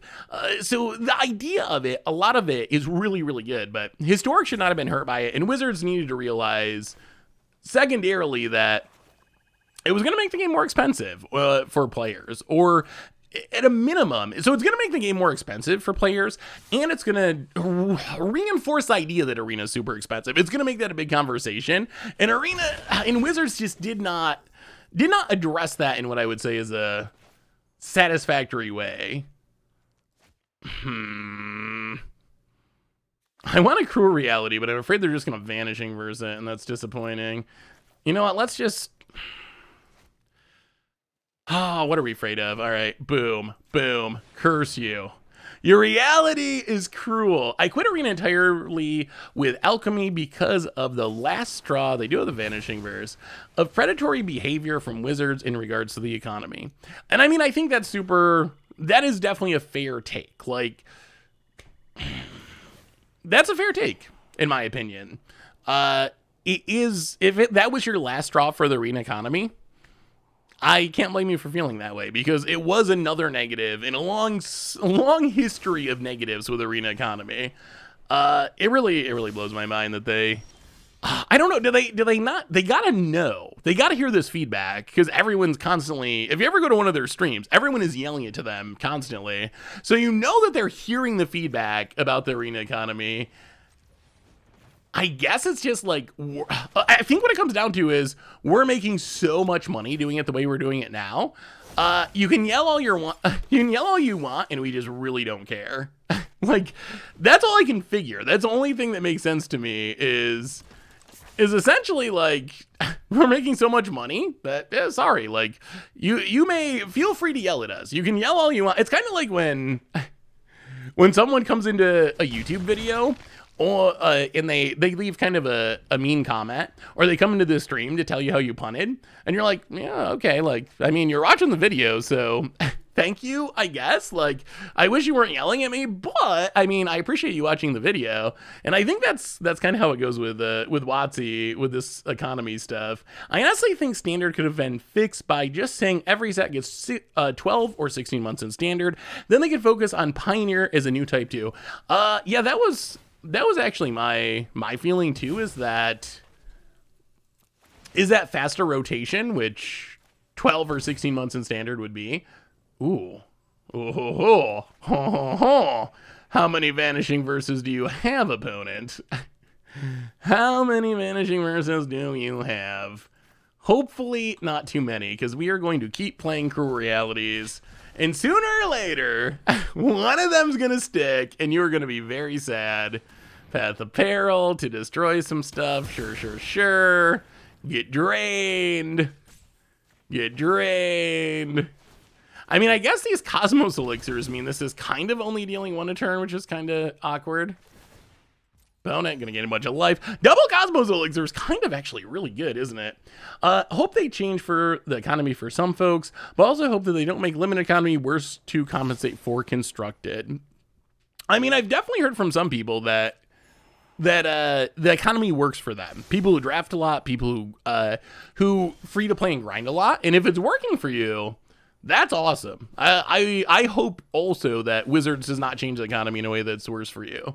I think that would be like a pretty bad solution if Wizards makes like improvements for some players that ends up just hurting other players. I don't think that's an overall gain. We want the economy to be better for everyone who's having issues with it.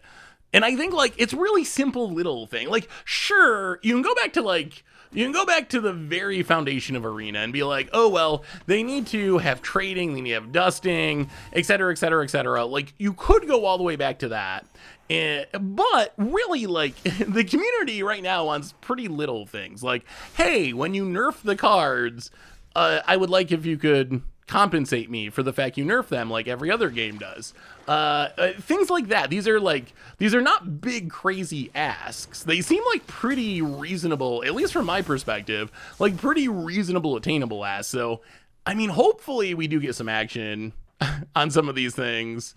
I don't know. Wizards always says like, oh, you know, we'll do a stream about it, and then months go by and we never actually get a stream about it. So, I don't know. Hopefully we actually do get a stream about it at some point and Wizards addresses it. But that's the funniest thing of possibly out of all this is it's not that the community wants some really crazy amount of stuff. You know, it would be ideal if we got a crazy amount of stuff, but Wizards could do a couple of really small things that I don't even think would like cost them a huge amount of money, and that would alleviate a ton of the concerns that a lot of the community has. How do you feel about Mystical Archive? Personally, I loved it. Opponent. I also really like the Mystical Archives. My only real complaint with Mystical Archives in regards to Arena is I thought it was a little greedy as far as the card rarities. And I still feel that way, honestly. But I would love to see them do more Mystical Archives. I think Mystical Archives are a great way to get players to buy a set in paper, just getting these special bonus cards. It was a way to add new cards to Historic that need to be on Historic, or to build back towards Pioneer and Modern, which I would love to see on Arena. So my only complaint, like I said, was I don't know why you had to go Mythic, Rare, and Uncommon when you could have went like Common, Mythic, or Common, Uncommon, and Rare, or something like that, or at least like drop some of the rarity, because these cards, they show up, I don't know, on Arena in specific. It felt like they did the rarity in a way just to like squeeze as much money out of people as possible. So that was my only criticism, but I hope they do more of them. I hope we get a creature version of it, or enchantment artifact version of it. I think we can do a lot more with this, or Wizards could do a lot more with this, and I think people would appreciate it. Edgar. So we got to deal with this Edgar. Wow. Double Cosmos Elixir is just... I feel like we're not making any progress. We're like killing things. We have Cruel Reality going, but we just don't get anywhere because our opponent's gaining 4 life a turn with these Cosmos Elixirs. I've gained a new appreciation for Cosmos Elixir. Apparently it is very difficult to slog through. All right, so 1, 2, 3, 4. Actually, 1, 2, 3, 4. 5. Eaten alive. Pay the mana. Get rid of the Edgar. I mean, we're just going to kill it. Like, Cruel Reality is going to get it, but we would rather just have it be exiled so it's not making tokens that our opponent can sack to Cruel Reality. Hit you with the Fell Stinger. Opponent. Huh. Fierce Retribution. Interesting. Well, we will deadly dispute it. Drain you. We gotta keep our opponent low enough that these don't draw them cards, at least. Like that, that at least helps if our opponent's not drawing 2 a turn. Fizzle it, play the land. Pass the turn. Opponent goes to not. What a weird game. All right, when we let Edgar send out a wedding announcement, we're going to need to serve Cosmos Elixirs, something, Titan Skeletal Swarming. I still want to build the Edgar Skeletal Swarming deck, which sounds pretty sweet. All right, onboard tricks. Sacrifice. Draw. Drain. Blood on the Snow. What a long and grindy game. Opponent. Gains 4, back to 12. If the arena economy is actually so much worse than other games, then I'm sure the market will show it to them and they'll lower the price or lose. Maybe. I mean, it depends on what you think of of Magic players, I guess. If you look at Magic players as like cardboard crack addicts, the old comparison, then maybe it doesn't matter. Like maybe we're also addicted to Magic that Wizards can jack up the price as much as we want, and we're still gonna come back for our fix, essentially. Like maybe that's what's going on. So I would like to think like, oh, if Arena's really overpriced, then no one will play it, and then Wizards will adjust to make it, you know, more appealing and more affordable, and then people will play it again. But I don't know if those actual like, yeah, like I don't know if it actually ends up working that way. How do we do this? Lolf. Play the Lolf.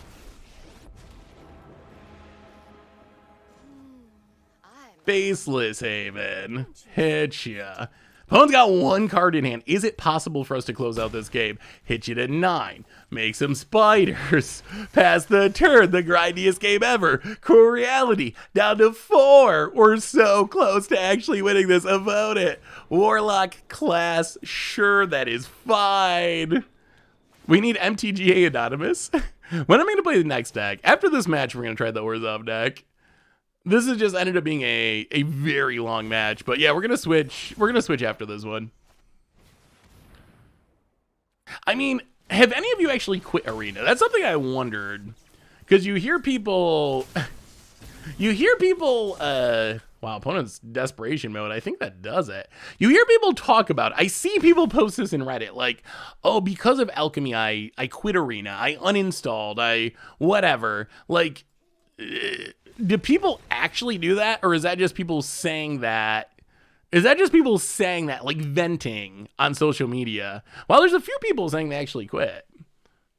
So if you quit Arena, what does that mean for your relationship with Magic? Like, how do you play Magic now? All right, let's hang on. Actually, hold that thought for 1 second, because we're gonna switch to the Orzhov deck and give the Orzhov deck a try. So this deck actually seems sweet. A reminder that our sponsor today is Card Kingdom. If you need some magical cards, you can get them over at cardkingdom.com.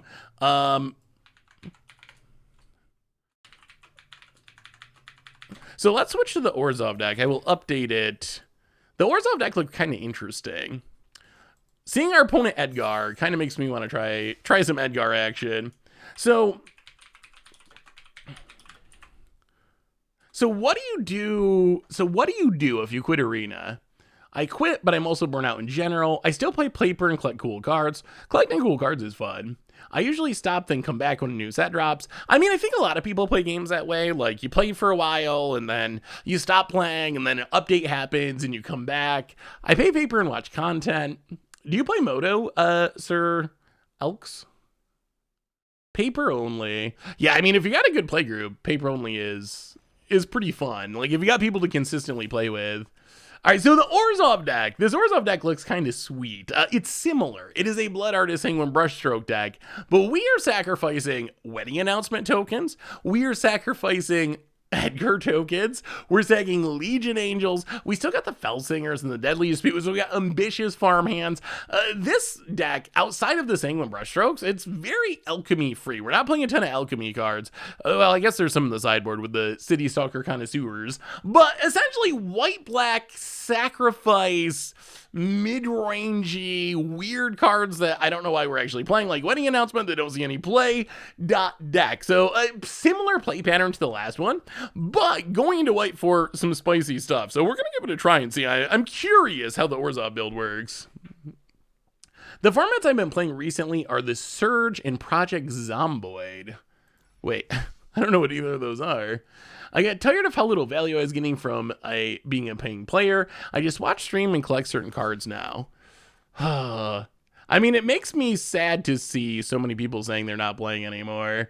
I mean, obviously, everyone's got to take a break, but that makes me nervous just because that's what can make Magic die. Like, I don't think Wizards can kill Magic as much as they'd love to, or not that they love to, as much as it sometimes might seem like they try to, but I don't think Wizards can kill Magic. I think what actually could hurt Magic in the long run is people just getting burnt out and quitting and not playing the game. So obviously, I think that's probably the right choice for a lot of people. And if you made that choice, you know, I support you in it. But it does make me a little bit worried. Like, wow, maybe this actually is like a scary bad thing for the game if a lot of people are quitting.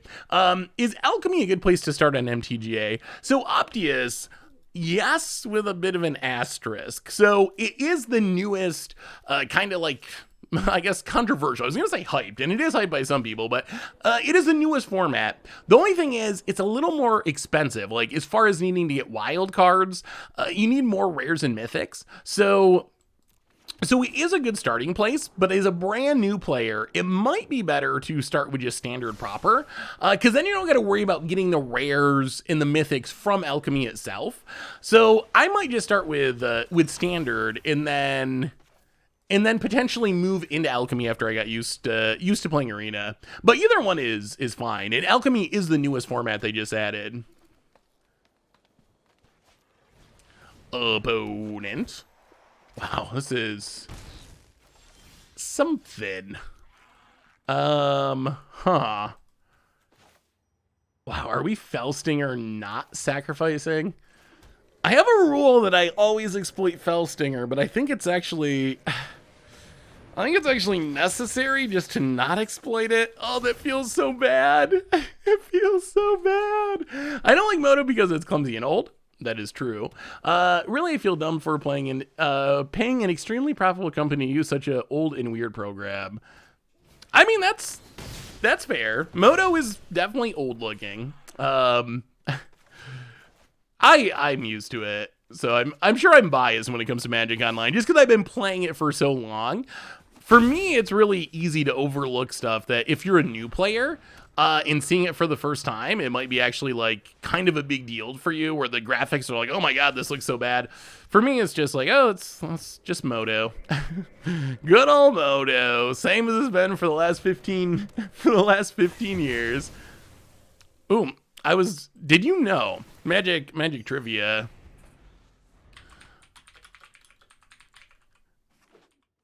I've been searching around looking for kind of interesting old Magic stories, because they make for good shorts on YouTube. I did not know this was a story. So Duels of the Planeswalkers came out in 2009. Wizards used Nissa Ravine as its kind of promo art. That was the Planeswalker that was all over stuff.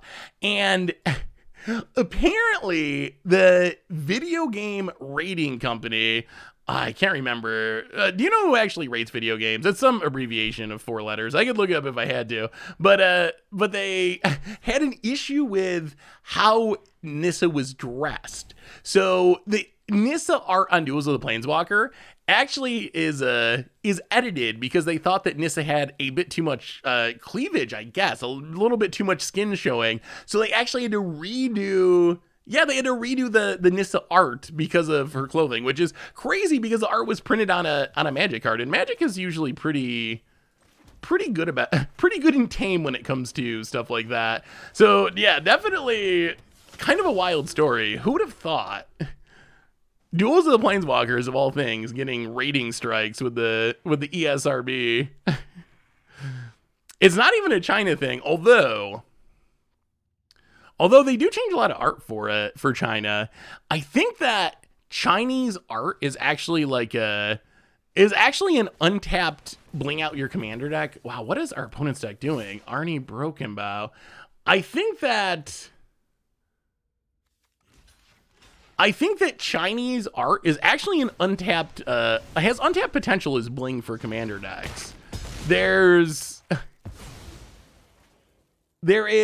all right.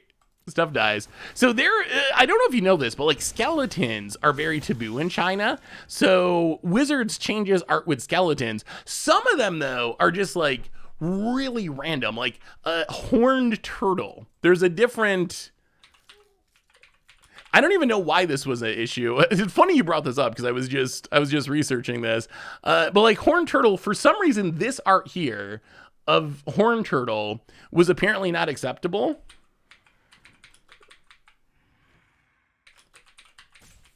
in China. So they made a different version that is the turtle just like biting this surfer.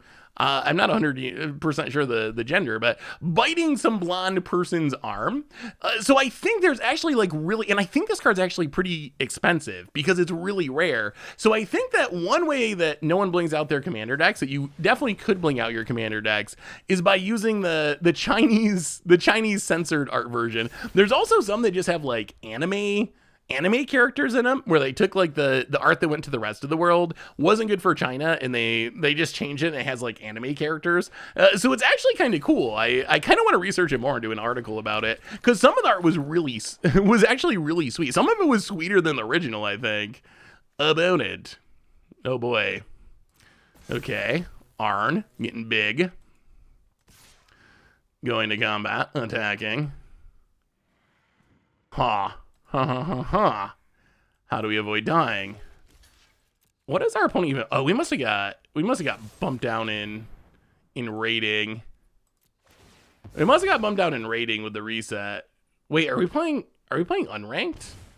One thing I will complain about New Arena is I play the wrong match 50% of the time or more.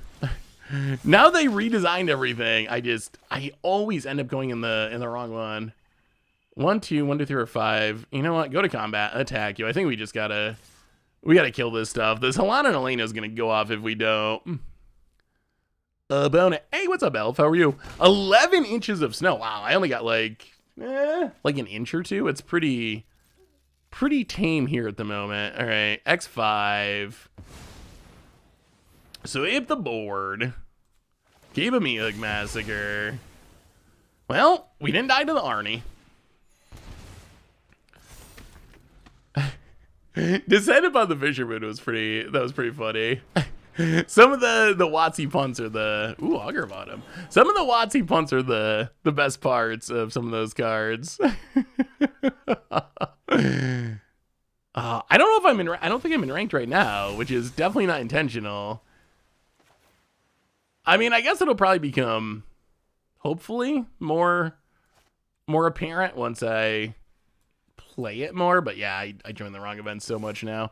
I'll get her in a hit. I was wondering, because our opponent's deck is just like, I don't know, all basic lands, and it does not look like something that you would see in ranked, which is what made me think maybe we accidentally weren't in ranked. Well, let's Legion Angel. Get another Legion Angel. Actually, should we concede and go to ranked? Would that be better? I've been thinking about starting YouTube, and I was wondering whether it's possible to actually make money from it as at least a part-time job. I totally get if you don't want to answer this, because it's very much a financial question. So Waldog, is it possible to make money on YouTube?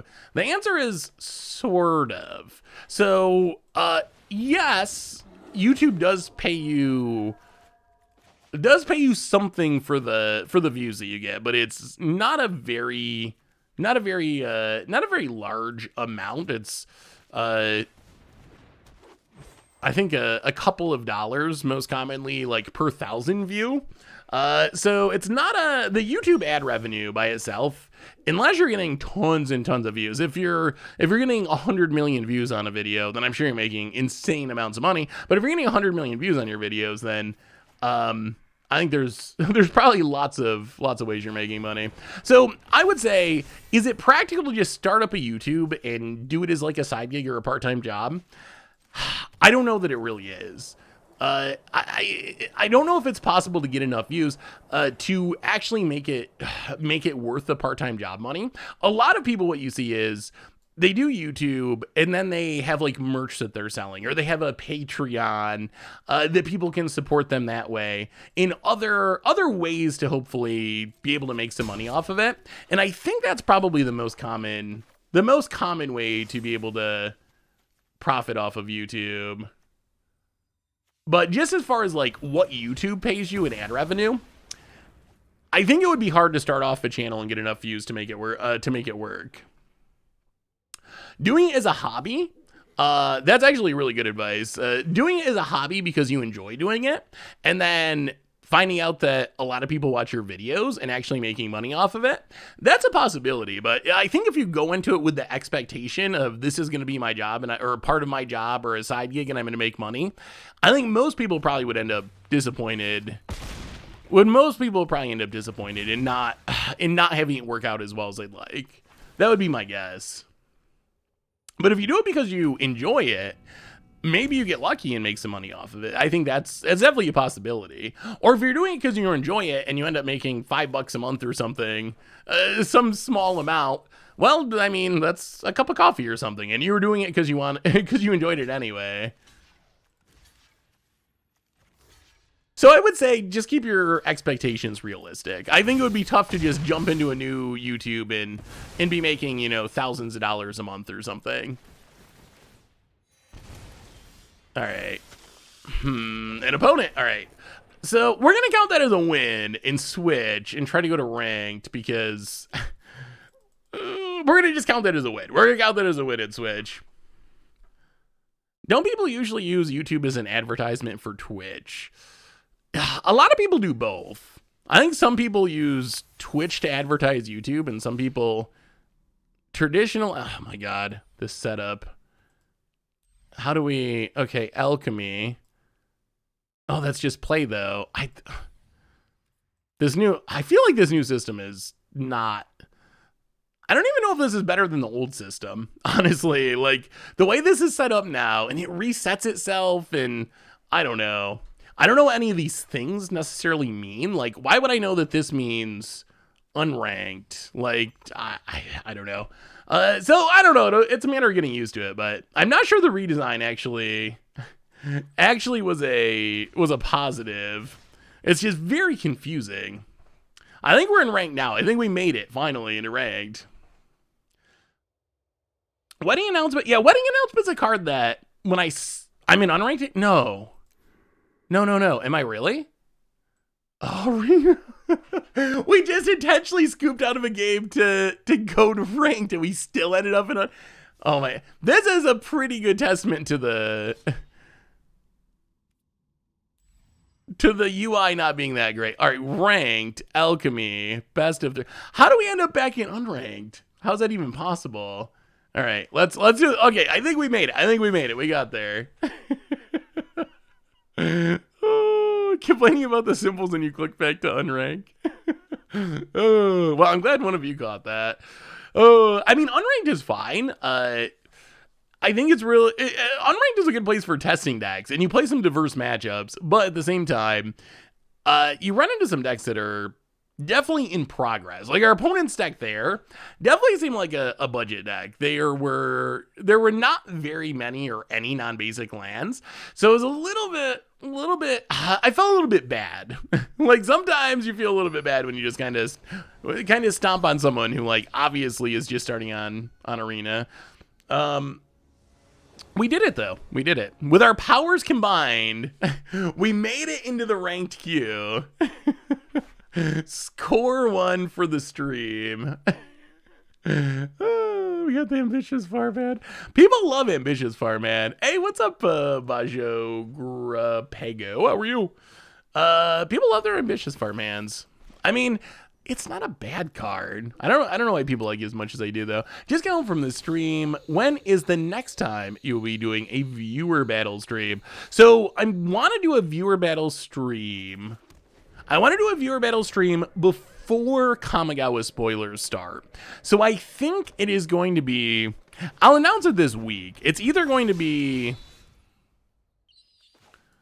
the beginning of next week or the beginning of the following week. Question for people who are excited about a viewer battle stream. Are you more interested in arena formats or moto formats? I know every time we do a viewer battle stream, we play arena, and then during it I say, well, next time we'll do some moto stuff, but then we always just play arena. So maybe we just stick to arena. Maybe that's the best way to do it. How do we stop a reckless Stormseeker? Landon, I guess wedding announcement. Pass the turn. Doesn't really stop a Reckless Stormseeker, but it's something. Moto. Okay, so some people want to play Moto. Because some people... Yeah, I mean, Arena is definitely a more positive viewer experience. The real question is whether people want to play like Modern or Pioneer. Or if everyone wants to viewer battle with like Alchemy or Standard Historic. So that's the main reason that we play Moto on occasion, is just to play formats that... Oh boy. Not looking good. Just to play formats that don't exist on Arena. Wow, this is a frightening start. Yeah, I think we're just like dead. Golly. All right, Legion Angel. This wedding announcement, I don't know. It's 3 mana and it's made 2 1/1s. Our opponent's Reckless Stormseeker is 3 mana and is just sending Werewolf Pack Leaders at our face with haste. Constructed Commander, welcome to the Fishbowl. Thank you so much for your subscription. Big super here for you. Thank you, thank you, thank you. The other thing that we're gonna do this year for the stream that is gonna be starting is, oh god, wow, this is a nightmare. So much damage. The other thing that I'm going to start doing is community day, I think. Maybe come up with a better name, but I want to do it one stream a month where we just kind of like do... It's kind of a thank you to the community where we just kind of do stuff together. Whether it be like playing Commander games, doing viewer battle streams, maybe sometimes it's, I don't know, playing Among Us, or like probably not Among Us anymore, but some other non-Magic game that multiple people can play. But I want to start doing that, so that's on my list. I don't know if I'll be able to get it started for January, but I think for February at least, should be able to start doing community day streams once a month. Did you make a New Year's resolution to use channel points? Yeah, like Jackbox, things like that. Like games that we can all play together as a community. So that's, if you have ideas for games that would be good for that, let me know. Like I said, some of them will be like viewer battle Magic streams. That would be another thing that we can do on community day. Oh god. But then some of them might be Jackbox or whatever other games. We should play Fortnite in creative mode so we can tie it to Universes Beyond. Yeah, when is that Secret Lair coming out? It's got to be soon, right? Yeah, too many brush strokes, not enough removal, and also a Tovolar. And our bonus drawing like an ungodly amount of cards here. Well, block, block, block.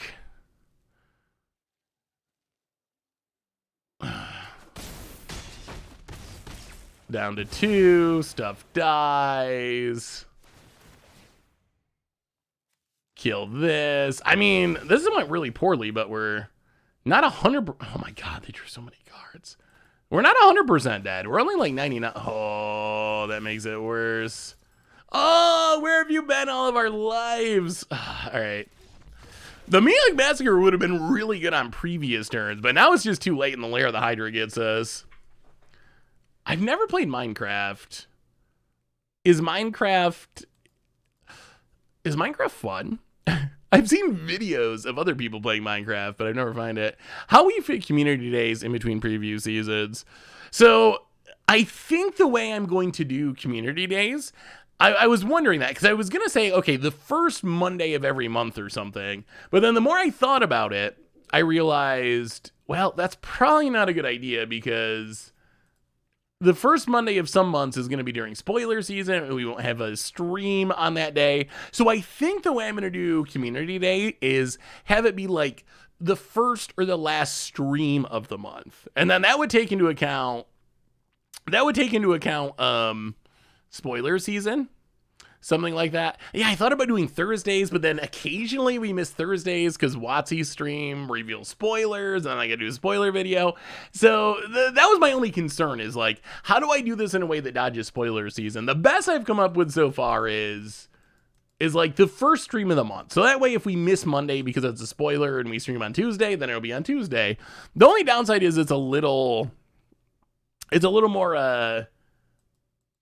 more confusing, I guess. It would be nice if everyone knew, okay, the first Monday of every month is community day, but it might have to just be the first stream of the month. That might be the only way to really make it work with spoiler season considerations. All right, bring in some Ras, run it like that. Yeah, Jackbox is a good one. Everyone gets to play. You get to get a bunch of people playing. Everyone can play with their phones or whatever, their computers from their own homes.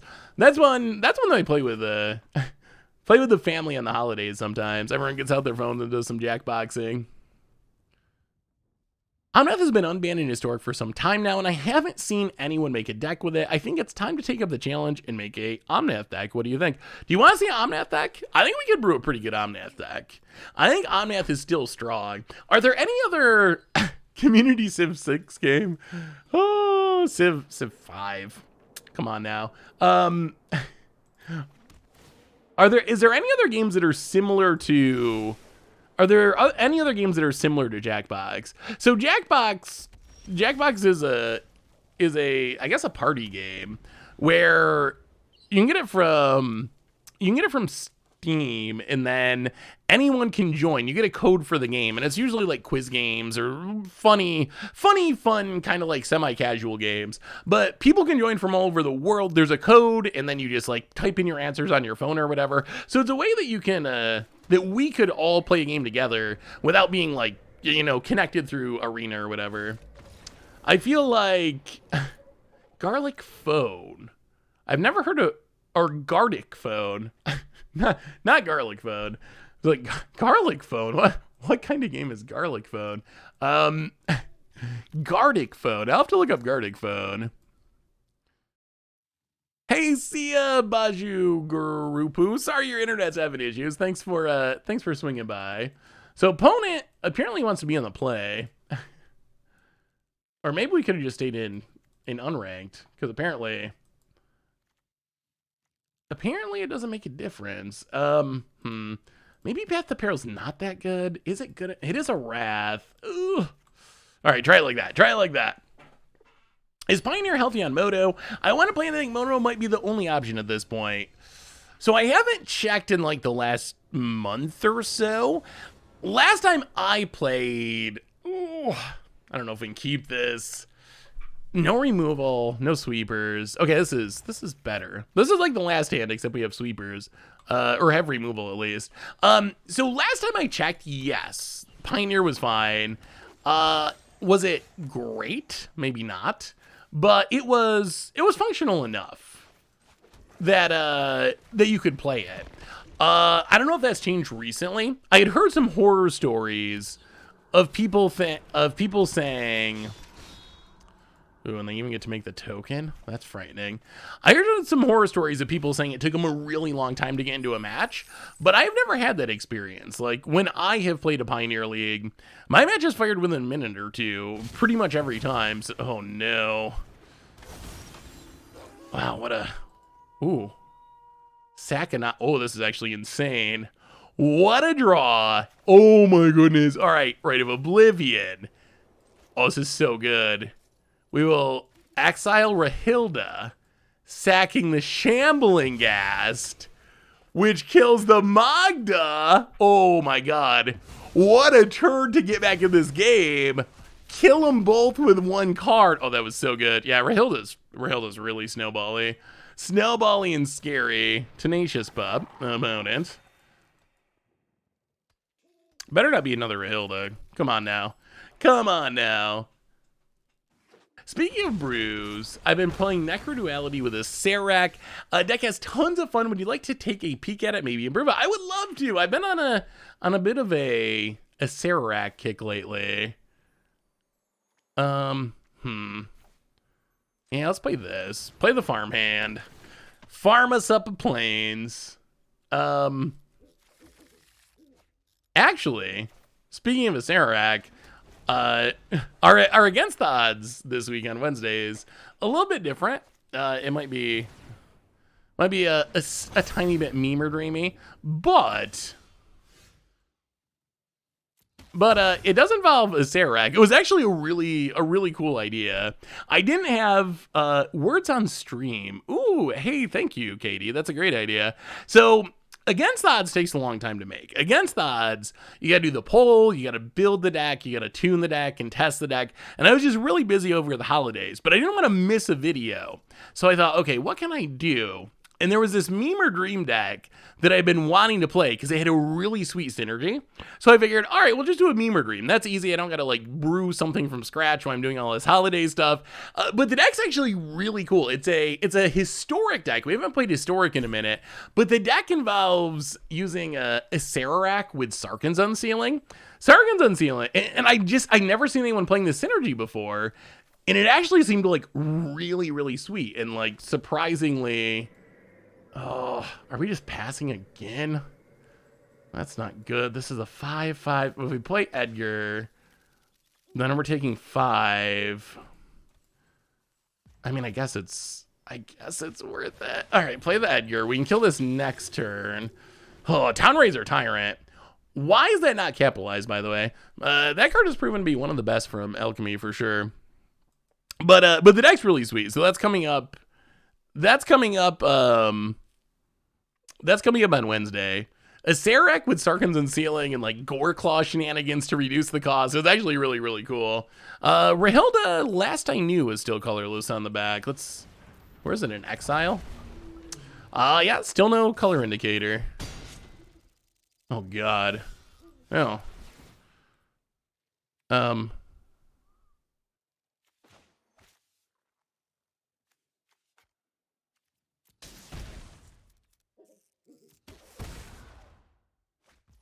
What are we supposed to do about this? We're gonna have to sack all of our mana.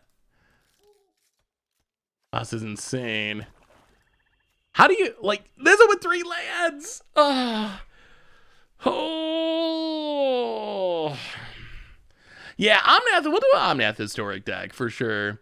Just got here, did you get the switch? Chuck, hey, so maybe I got a text from my sister actually.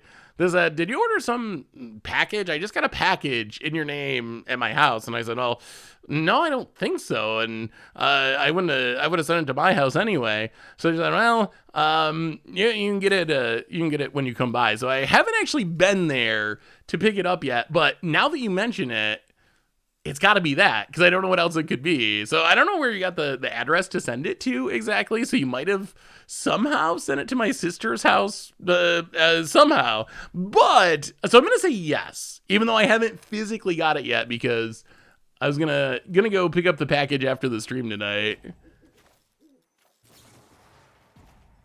I guess we got to do this. I feel like we're just dying though. Like, how do we not just die? We got to sack all of our mana so bad. Chuck, thank you so much. I haven't even seen it yet. I'll get it tonight and stop by tomorrow for tomorrow's stream, and I'll have it, assuming that is what it is, if it probably is. So I didn't think of it when you mentioned some hint about possibly a Switch a while ago. I didn't connect that I didn't know where you're getting my address from. For some reason I figured, oh, well, like, people usually just send stuff to my P.O. box. So I hadn't really thought through, like, oh, I wonder where this could be getting sent to, but I actually don't know. I'm going to find out after the stream when I go to my sister's house and pick up this package. But Chuck, that is such an amazing gift. Like, seriously, I'd been, oh my God. Yeah, we're just dead. Townraiser Tyrant. Card's better than I gave it credit for. I don't know. I'm pretty sure that I get a Switch from Chuck is like an amazing holiday gift. Wow, we just got Christian Silver. Silver level pro. I mean, you can whisper it if you want, or if you don't mind, you can just put it in the chat. I'm really excited, Chuck. I haven't had an actual video game console in a long time, and every single person when we were talking about it, well, not every person, almost every person said Switch is the way to go. So has the Commander Clash crew thought about running decks that are made up of all of their highest rated cards from recent tier lists? It would be funny to see everyone put their money where their mouth is. Ooh. So like running them all together in like some sort of meme deck. just like jamming them all in there, or actually like building functional decks that include those cards. I think that is a good idea. Like, I think it makes sense if you're going to rate things highly, then you should back it up by actually playing the things that you rate highly. Well,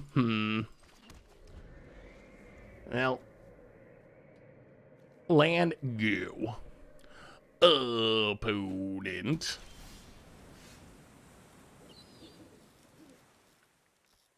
Passes Shambling Ghast. And Shambling Ghast pass the turn. I'm a huge fan of main deck Blood Moon. Sometimes you win a game just with that. In what format? I mean, Blood Moon is like one of my all-time favorite cards.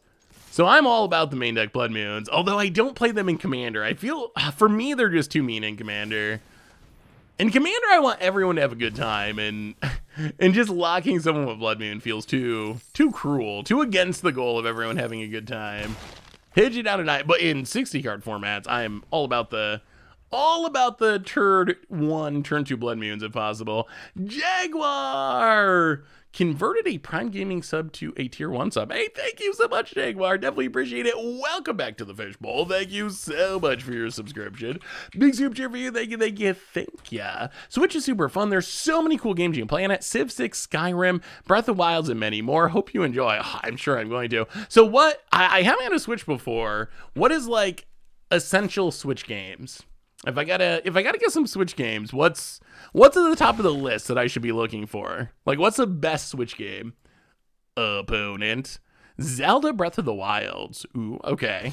Well, it's been a while since I played a Zelda deck, or a Zelda game, Zelda deck. Mario Kart. All right, so I know Mario Kart. Smash Bros. I know Smash Bros. Pearl Warriors. I don't even know what that is.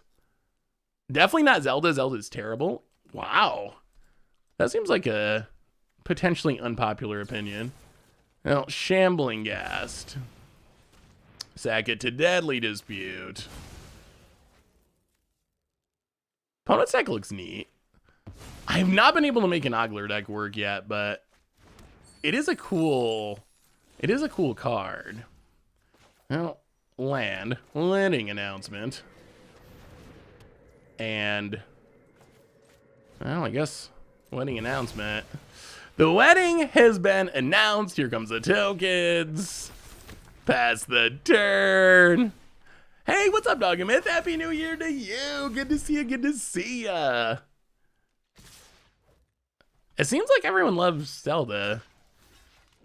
That was the game people have mentioned most is Zelda. I mean, so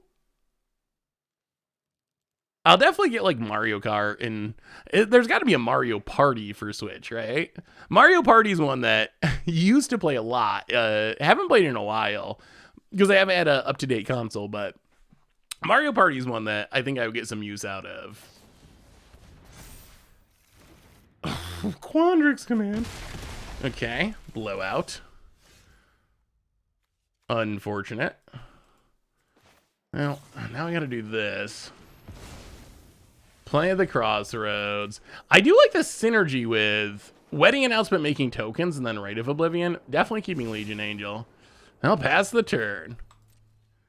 Make some tokens.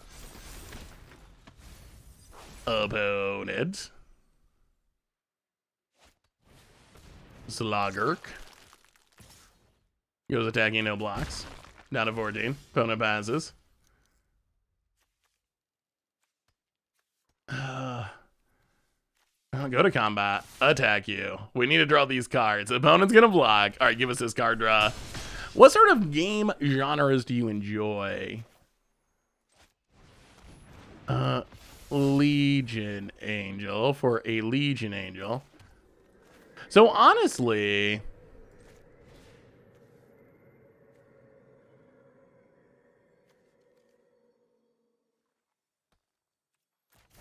how many? Oh, they have one creature? All right, that's fine. I don't know if we're just going to get spidered out of the game, but kill this Logger. Opponent gets back some lands, which actually kind of helps them. So as far as what game genres do I enjoy, do we discuss leaks here?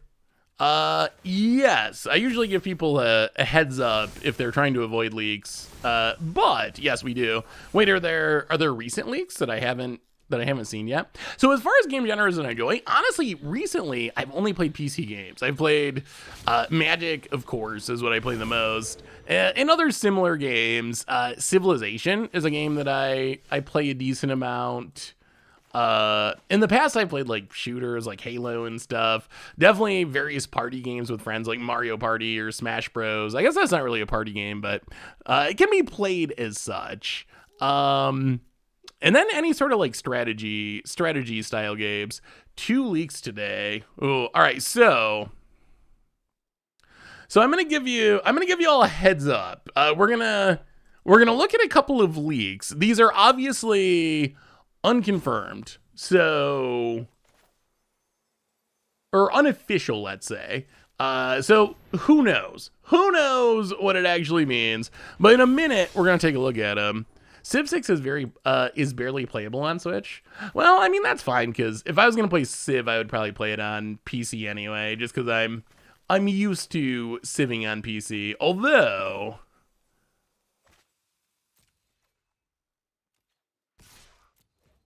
I still don't get used to Civ 6. I'm still more in the Civ 5 area. You know, I guess we just farmhand.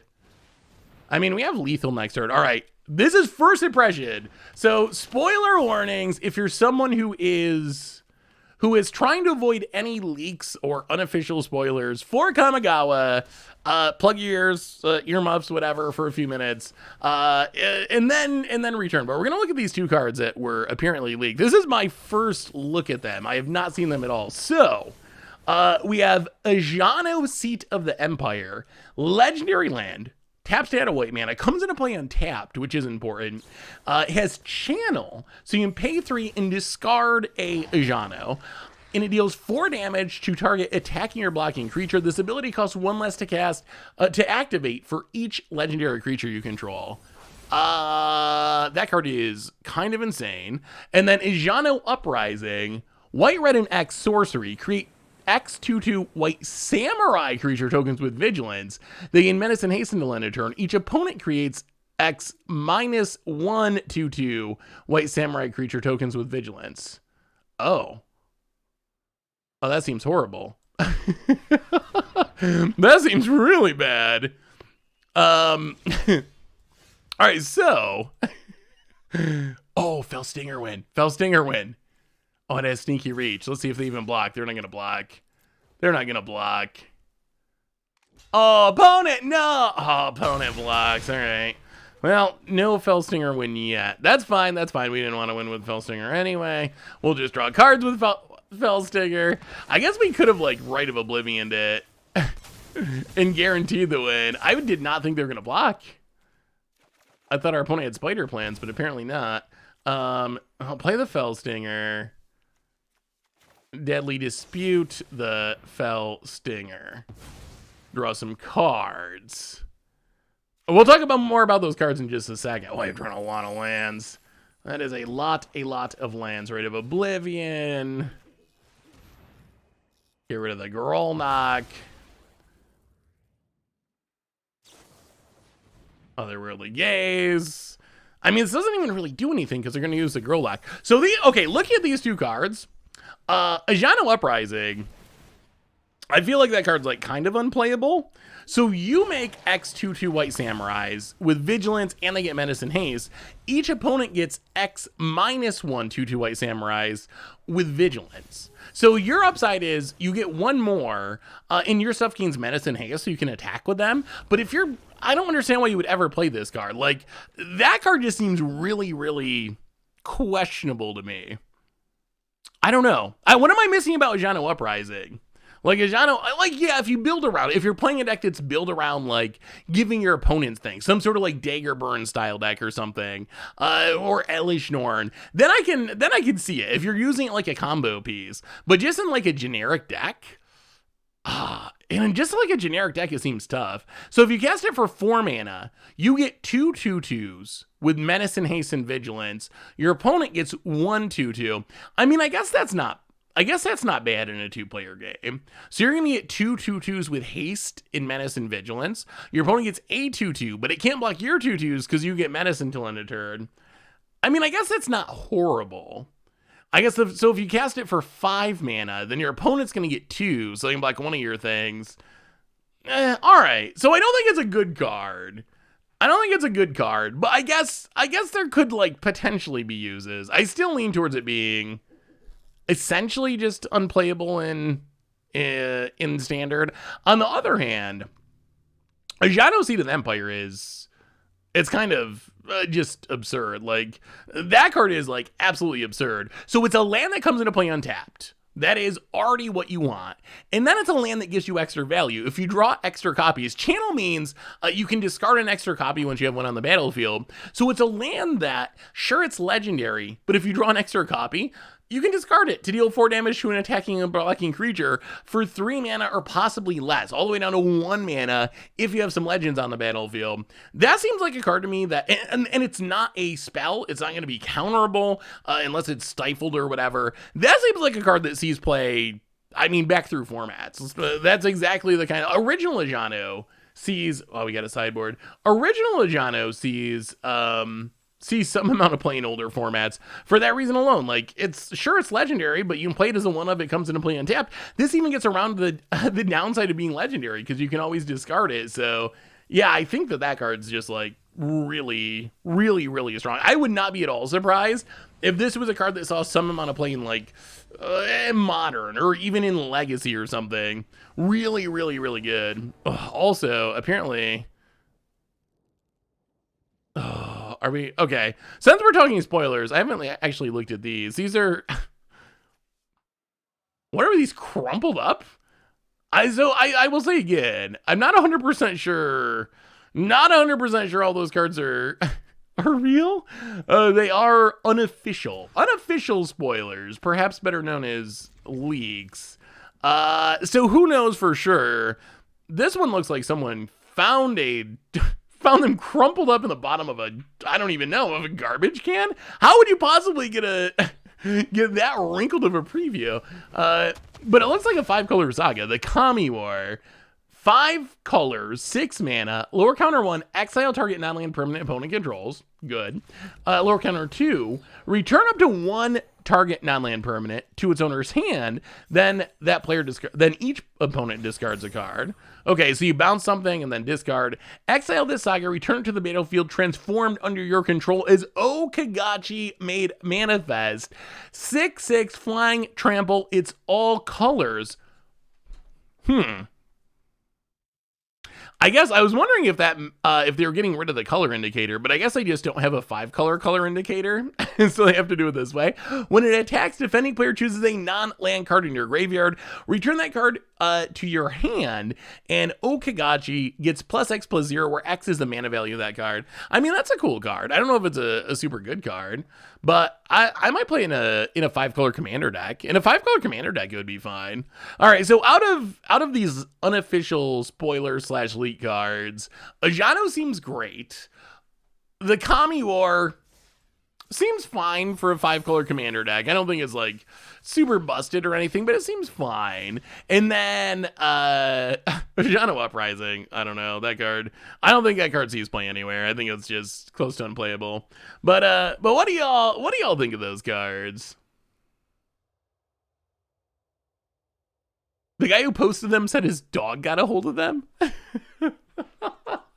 I could tell. Okay, now I think that it's not true, because I have a dog, I have Bear, and I have seen what happens when Bear gets a hold of something. When Bear gets a hold of something, it's not a little bit wrinkled. Like, just looking at my floor right now, if he gets a hold of a piece of paper towel or like a cardboard box, it's shredded. I spend half of my life cleaning up after the puppy.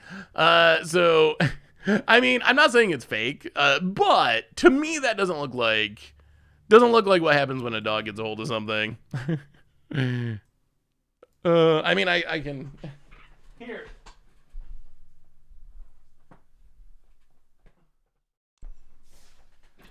Like right here. See this used to be a cardboard box. You can see some tooth marks here from where it was chewed. See some more in there. Like this is what happens when a dog gets a hold of something. This used to be part of my shelf. You can see apparently he decided to eat a shelf today. That's pretty destroyed. It does not look like a few little wrinkles. So I'm gonna say bunk on that one. It could be real, but I don't know about the dog ate my homework story. The dog ate my Kami War. And if here's the other part of that story that's ridiculous to me. So you're someone that somehow ends up with cards that you're not supposed to have, cards that have not been previewed yet. You somehow, oh yeah, speaking of bear, I forgot about this. This was recently too. This was my mic cord. I've just learned, you can see, the mic piece no longer there, shredded. I've learned that I just need to have 2 of every cord. Actually more than 2. I try to have 3 of every cord because Bear goes through them like crazy. Bear tried to eat a shelf. Bear tried to eat the wall. Bear, I don't even understand how like go in a corner and just kind of like lick the wall. I'm like, what are you doing, bud? That's just a wall. Like, why? What could possibly be on this wall that would make you want to lick it? So yeah, he tries to eat everything. He goes out in the snow and he seems like he really loves the snow and he gets so excited. And then he just puts his face down and just like, he just like eats the snow. He'll just take mouthfuls and look up and just be eating on the snow. Like, play, do puppy stuff. Like, life does not have to be just about eating, bud. Like, come on, frolic and play in this wonderful snowy day. Have you tasted the wall to make sure it doesn't? I have. I guess I probably should. Maybe it's a secret. Maybe it tastes like ice cream or something, and I just didn't know. I missed the memo about the delicious wall. Our puppy hates sour flavor, so when he chews on stuff, we spray it with diluted vinegar.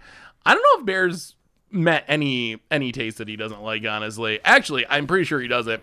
There's a lot of stink bugs around here. I don't really know why. But just for some reason my house has a lot of stink bugs. There's like, it's just a stink buggy area, and Bear eats them. And these are big. I don't know if you know if you've seen a stink bug, but they're like, a stink bug's pretty big. It's like a quarter. And if you do anything to it, it smells horrible. So I just try to like throw him outside. But if Bear sees one like walking on the ground, he'll just scoop it up and swallow it, and then his breath smells like stink bug for like the next half hour. But I haven't found anything that he will refuse to eat at this point. He will eat it all. Those are invasive brown mammated stink bugs from Asia. Oh, really? I didn't know that. Wait, so they're actually... Am I supposed to be killing them? Are they like a threat to something that I'm supposed to be destroying?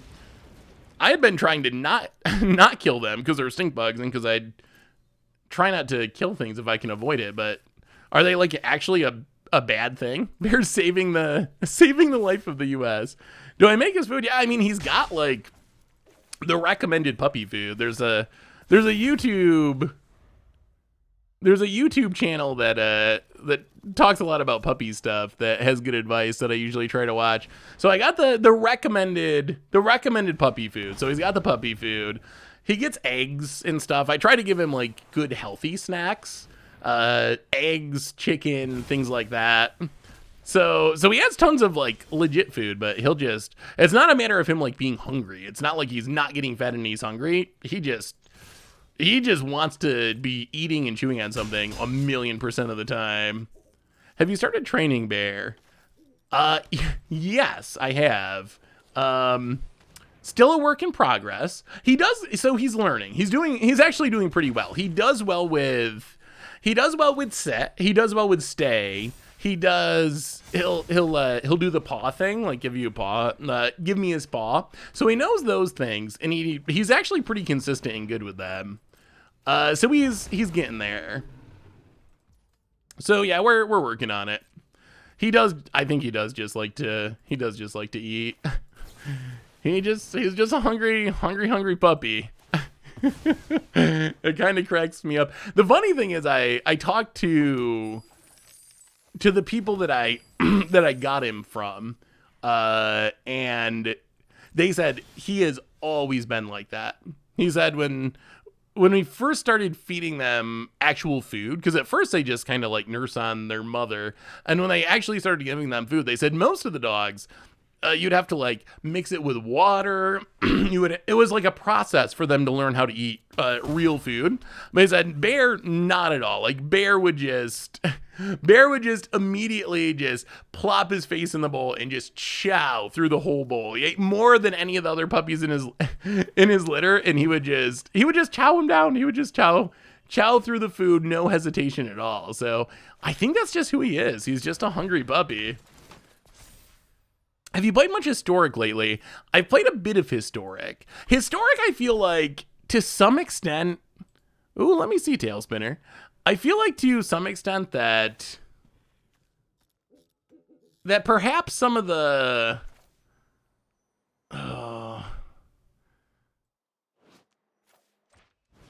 that perhaps some of the concerns about... We're just going to tick up, I think.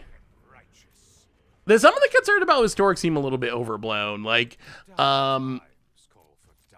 it doesn't seem like Alchemy's really ruined it. Although, Moonveil Regent, that's a good one. Although, there have been some changes. Like, obviously, the nerf cards do hurt. But it kind of feels like same old Historic, outside of Captain Coco, for the most part. That's the one card that I see from Alchemy pretty regularly. Otherwise... it feels like Historic has felt for quite a while, in my opinion. Ambitious Farmhand, yeah, kind of make sure we hit our land drops, essentially, is its biggest job.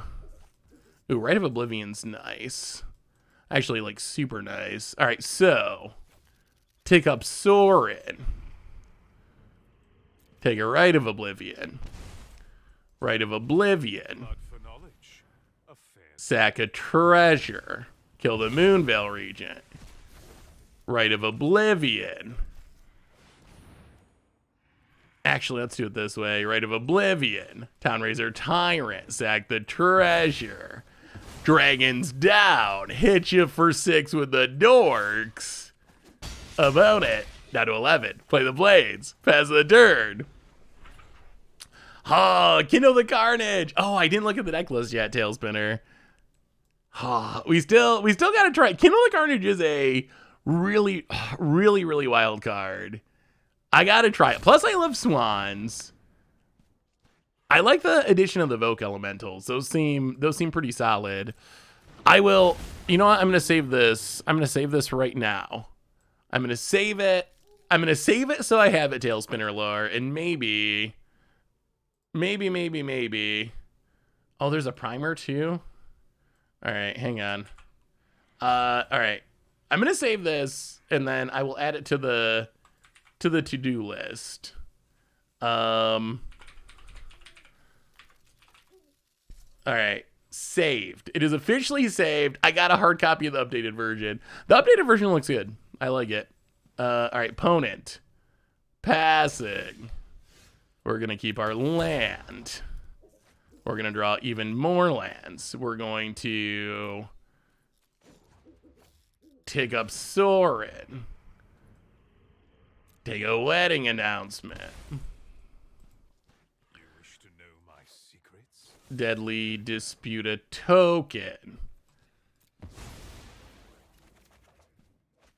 Draw a wedding announcement. Play land. Rite of Oblivion.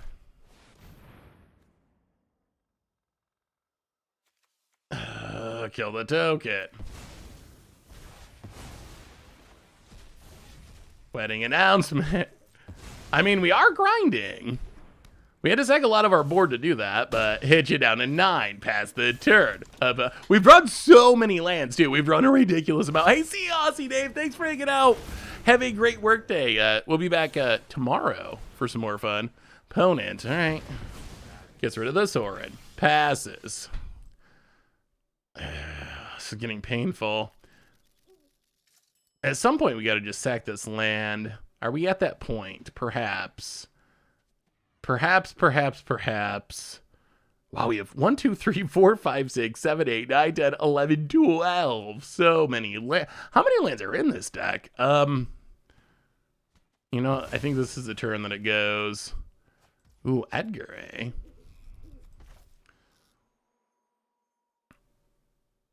No, play Edgar.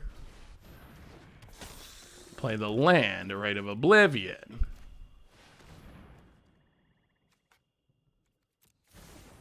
Rite of Oblivion.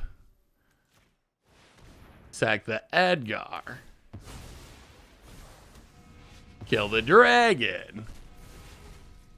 Hit ya. I mean, the synergy on this deck are kind of neat. About it. Yeah, I guess that we don't really need one more mana source at this point. We've drawn so many lands that getting rid of it to stop taking the damage seems worth it. You need to get Slay the Spire on Switch. Ooh, I've never played Slay the Spire. What is Slay the Spire about? Is that's not a TCG, is it, or a card game? We got the GGs, and okay, Wedding Announcement's kind of impressive. Wedding Announcement's a card that I was kind of like, I don't know, like, is that actually good? But it's actually felt pretty impressive. Okay. Interesting. I mean, I do like building decks. Slay the Spire is absolutely fantastic. All right, I will check it out. You can get it on Switch. Don't pay more than $10 or $15. It's good, but basically a mobile game. I will definitely check it out.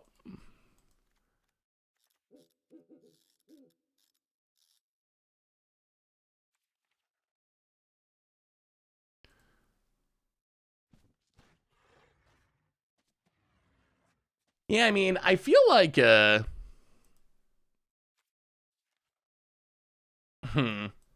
I feel like Wedding Announcement's a lot better than expected.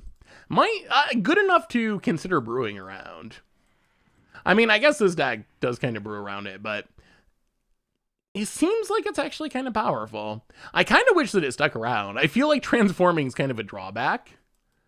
Maybe we need a way to remove counters from it. So opponent's playing big dragons. How do we stop big dragons? Vanishing Verse seems good. Go down I don't even know. I mean, I guess we got a lot of removal. Let's go down one Meat Hook. You're gonna need a lot of mana to Meat Hook it. Run it like that. Have you ever played Dominion or other deck building board games? Oh, I did not. I have not. There's deck building board games? I didn't actually even realize that deck building board games were a thing. Vulcan Wrath Pit Fighter. Well, Shambling Guest is actually a pretty good answer to that. Run out Shambles. Opponent. I mean, Ghost Combat Attack. Isn't Arena literally a mobile game? I mean, available on mobile game. Play a land. Ambitious Farmhand. So are there, what is the best deck building game then? Because deck building is like my favorite aspect of Magic. Like that's what I probably enjoy the most, is like the brewing and the finding synergies and putting together decks. I honestly didn't realize that there were board games that were along those lines. All right, there's the Stormseeker. Ooh, well, okay. Definitely going to kill the Stormseeker.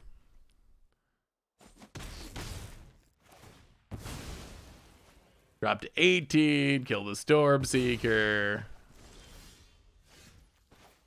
Shambling Ghast. Hagra Mauling Go. I mean, Limited's fun. Building decks is my favorite part of Limited, too. Alright, there's the Town Razor Tyrant. Well, that's gonna probably live for a minute because we do need the manas.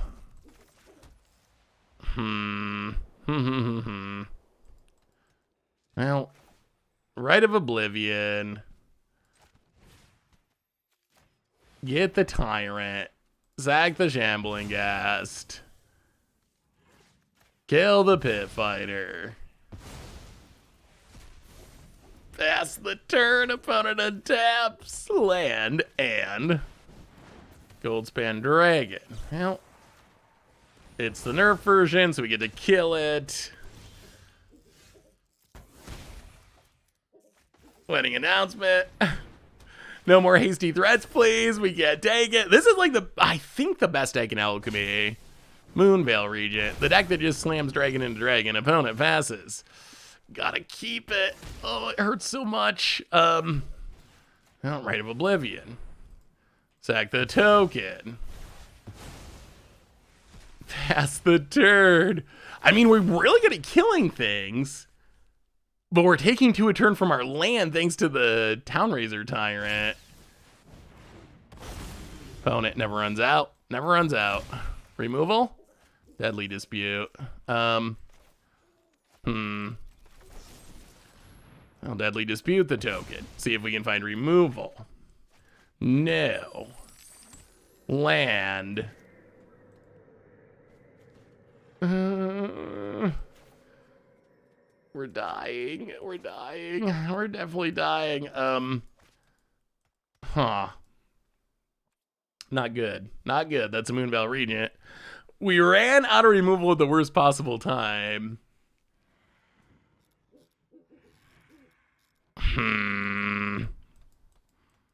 How can we do this?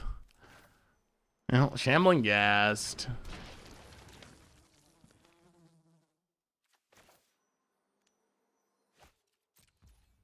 Pass the turn. So the problem is we gotta... Oh, we're gonna have to sack this land. Wow, this deck is just like dragon into dragon. Oh my god, we're dead. Okay. Well. Oh, wow. Hello, guys. I have a question. Buying Crimson Vow Mastery will give me rewards from previous levels. I'm currently at level 61. Yeah, Cornick, that is true. When you buy a Mastery Pass, you automatically are going to get all the levels up to where you're at. So I guess that's one of the upsides of the Mastery Pass is if you're not sure how much you're going to play during a set release, you can wait to buy it until near the end, see how far you get, and then buy it. And there's really no downside other than you don't get access to the stuff until you actually pay for it. But there's not really any downside because you get all those levels. So yes, if you buy it, you'll get all the levels up to where you're at.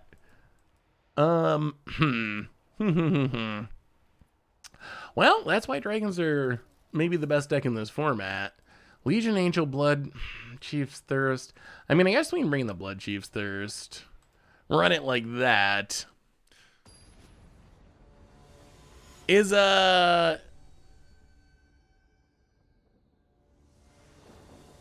well worth it if you want the packs. Yes, I think if you are someone who is new to Arena, and you don't already have all the cards from past sets, I think that it is actually like super valuable. Very, very, very, very helpful.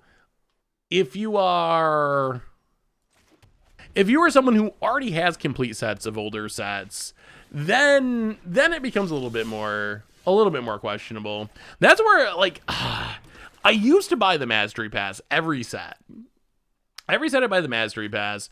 However, I haven't bought it recently for a couple of reasons. One reason is, oh no, well, this thing's a problem. One reason is they kind of nerf the value on it to some extent. Oh yeah, this card's so busted. So that's one reason. The other reason is, oh, this is gonna live for 2 turns. Yeah, this card is definitely getting nerfed. I'd be absolutely shocked if Whelp does not get nerfed whenever they do the next update. The other reason is I just buy all the sets and have all the cards, and if you already have all of, Zendikar Rising and Innistrad in the older sets, a lot of the packs don't really give you anything, and then it's a lot of cosmetics. So, but yeah, I think it's great if you're a newer player. Less great if you have been playing for a while. Opponent pings us. Hits us. reduces the cost on dragons.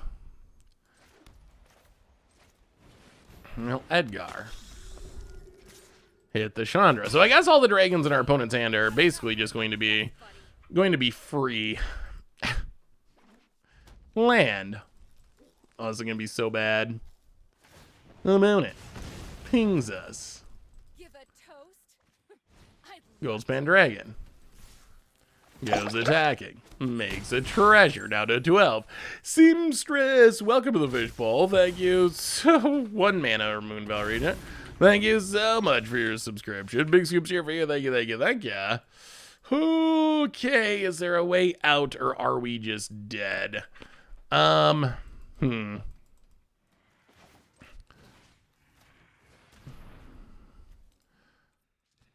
Yeah, I think we're in serious trouble. So we get to kill that, go to combat, kill Chandra, hit our opponent. Come on, Chandra. I know you can do better.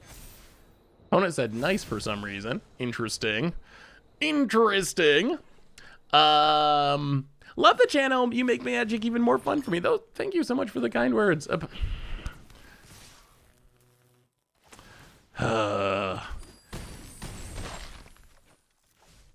Where people say nice is like the funniest thing to me on Arena. Well, yeah, I'm casting 1 mana Goldspan Dragons, but you cast a removal spell. Nice. Wow. You cast a spell. Destiny! Welcome to the fishbowl. Thank you so much for your subscription. Big super cheer for you. Thank you, thank you, thank you. Ugh, brutal. Brutal, brutal, brutal. I mean, so I don't know. Is Alchemy already solved and broken? I think the answer is yes. I think it's going to be interesting to see where Alchemy lands. I think that how this format's going to be played, I think it's going to be a super sped up version of what we were talking about. Of what we were talking about earlier, how normally we have a set release, and then we play standard for like a month, and then we play a mixture of stuff, and then we mostly play older formats, and there's another set release. I think what's going to happen with Alchemy is they're going to nerf and buff cards and release new cards. The format's going to be really heavily played for a couple of weeks, and then the format's going to be solved because Wizards is not going to actually put a lot of effort into balancing the cards. They're just going to kind of, look at me, I'm the DCI, throw the darts at the wall. And then the format will be solved and broken. And then after the format is solved and broken, they will repeat the process, and the format will be interesting and new and exciting for a while, for a couple of weeks after they nerf and buff, and then the process will repeat, it'll be broken. So I think we might be to the solved stage of our current edition of Alchemy. Burning Bush, welcome to the fishbowl. Thank you so much for your subscription. Big super cheer for you. Thank you, thank you, thank you. Opponent.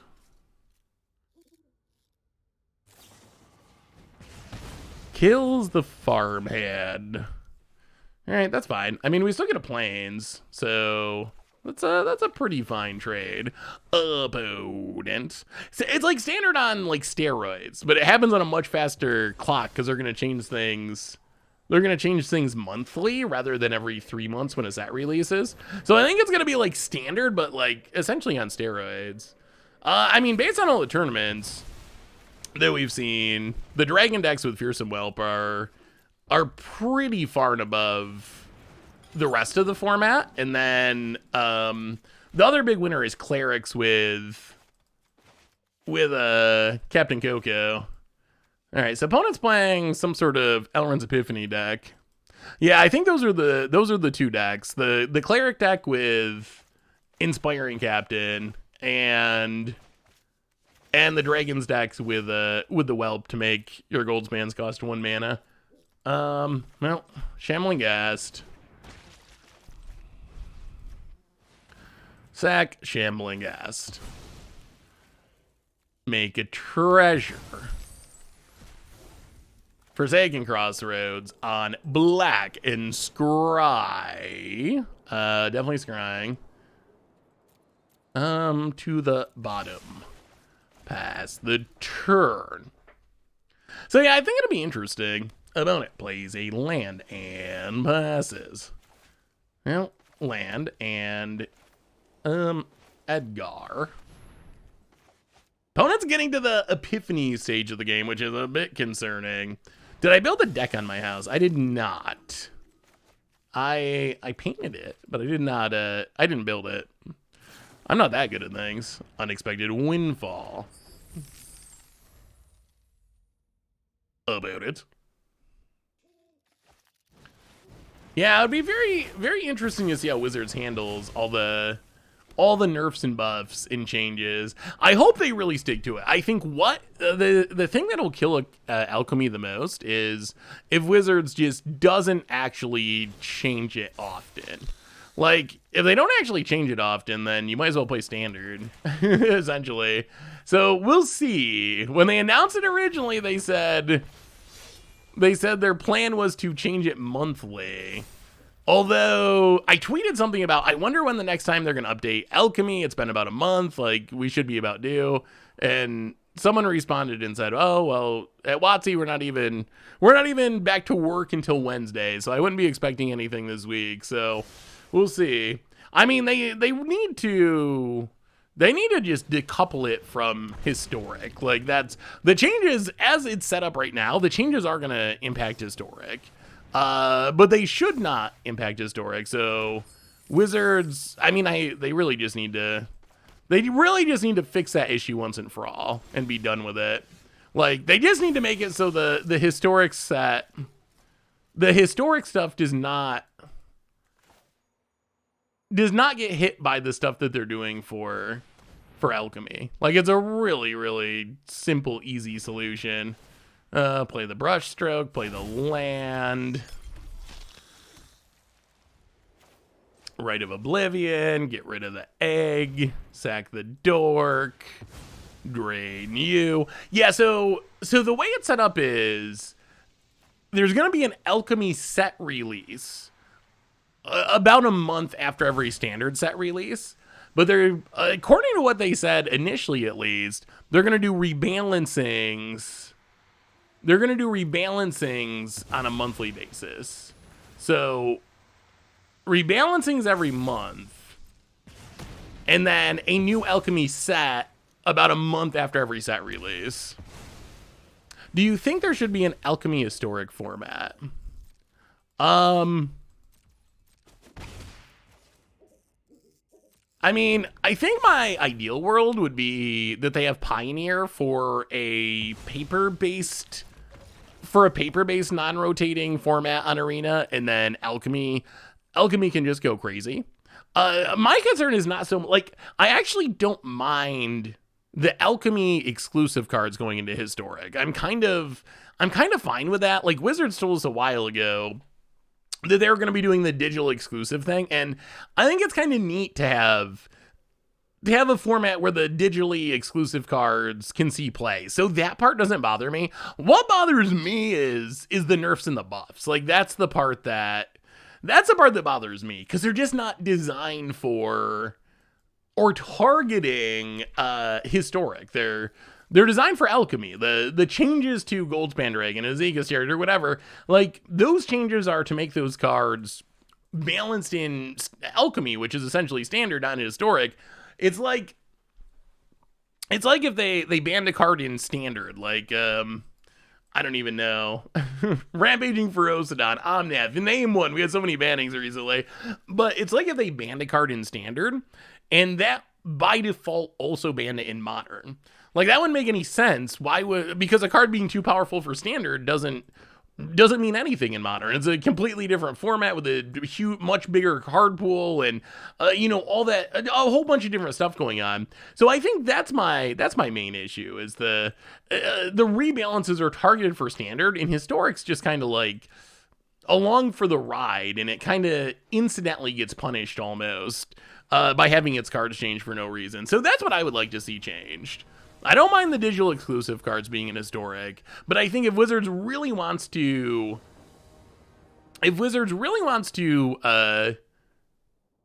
please everyone as much as possible, I think the best solution is add Pioneer, which they already said they were going to do a while ago. Add Pioneer so Arena has a paper-based Eternal format, or non-rotating format, where you can play everything just like Paper. You can play all your old cards, do master sets, do whatever, remastered sets, whatever you got to do to just backfill those sets and get Pioneer going. So that'd be number one.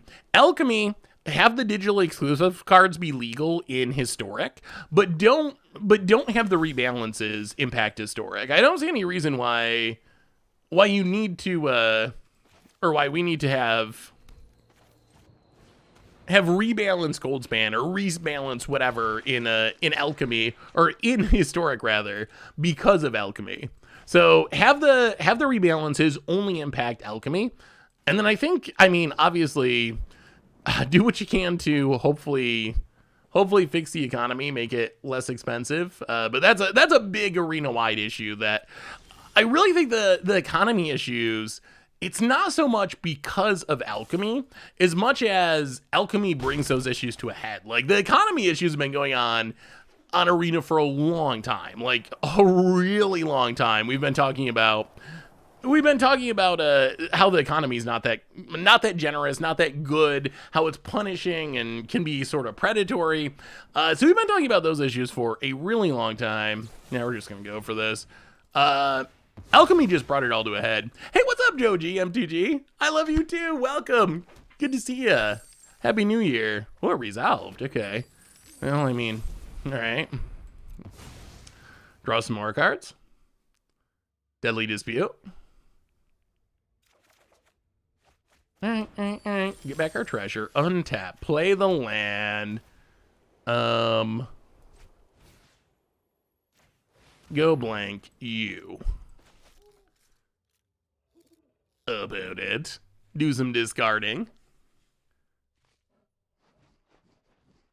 I agree completely. Alchemy power level isn't and shouldn't be Historic. Yeah, I mean, I think that makes sense to me. Wow. Interesting. A brain and burn down the house. Huh. I don't play a Shambling Ghast. Pass the turn. So we can keep Deadly Disputing, which is good. Opponent. Strixhaven really highlighted the wildcard problem. Yeah, the Mystical Archives, I think, played a part in that as well. Having them at such a high rarity. Well, zag it, make a treasure, draw some cards. Another Go Blank would be nice. What do you think of Treasure Hunt in Lightning Storm in Modern? I mean, that sounds sweet. Another really good way to go about it is Treasure Hunt and Seismic Assault. Oh, opponent's actually going to counter. Interesting.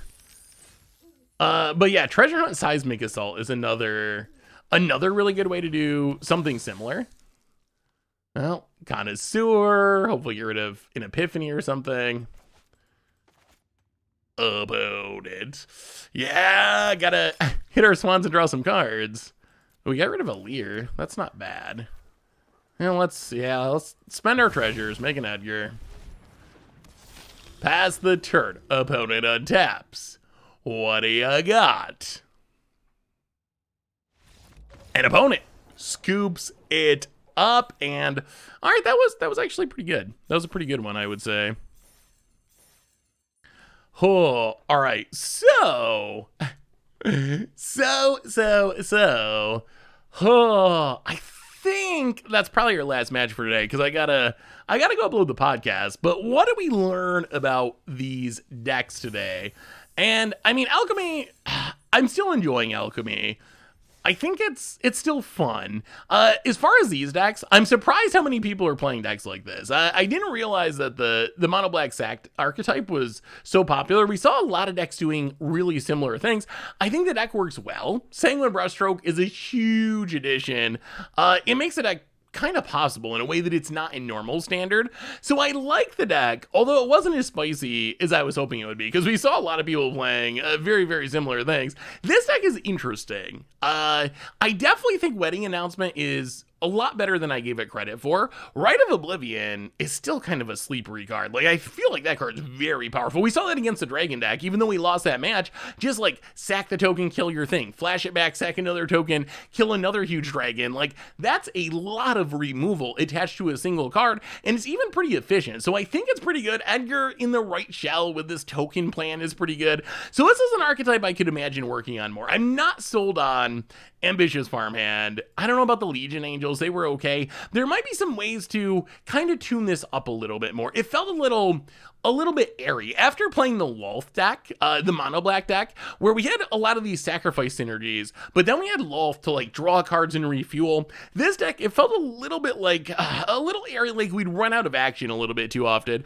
But I like some of the synergies in this deck, and I think it could be worth working on more. But on that note, everyone, Happy New Year's. That brings us to the end of our stream for today. The good news is we're back to streaming normally, regularly. We got another stream coming up tomorrow. So tomorrow, we're going to be playing I don't know what we're going to be playing yet, but we'll be back tomorrow afternoon. So reminders on the way out the door. Replay YouTube, that's where you'd find the old streams. Normal YouTube, check out today's Budget Magic. We're playing some Modern, it's super fun. Another reminder that our sponsor today is Card Kingdom. And if you need some magical cards, you can get them from cardkingdom.com. Even get a free MTG Goldfish sticker. Just let them know you want one in your order notes, and they will hook you up. Most importantly, thank you to each and every one of you. Y'all are amazing and awesome and spectacular. And I know we're off a little bit for the holidays, but I miss y'all. Omnath. Omnath brew tomorrow. I'll see what I can do as far as the Omnath brew. Maybe we'll play some Omnath in Historic. So anyway, everyone, I love y'all. Happy New Year's. Y'all are amazing and awesome. I appreciate you so very much. Have a wonderful night, a great Monday, and we'll be back 21 hours from now to have some more fun. I'm going to go upload the podcast. So until tomorrow, I will talk to you soon.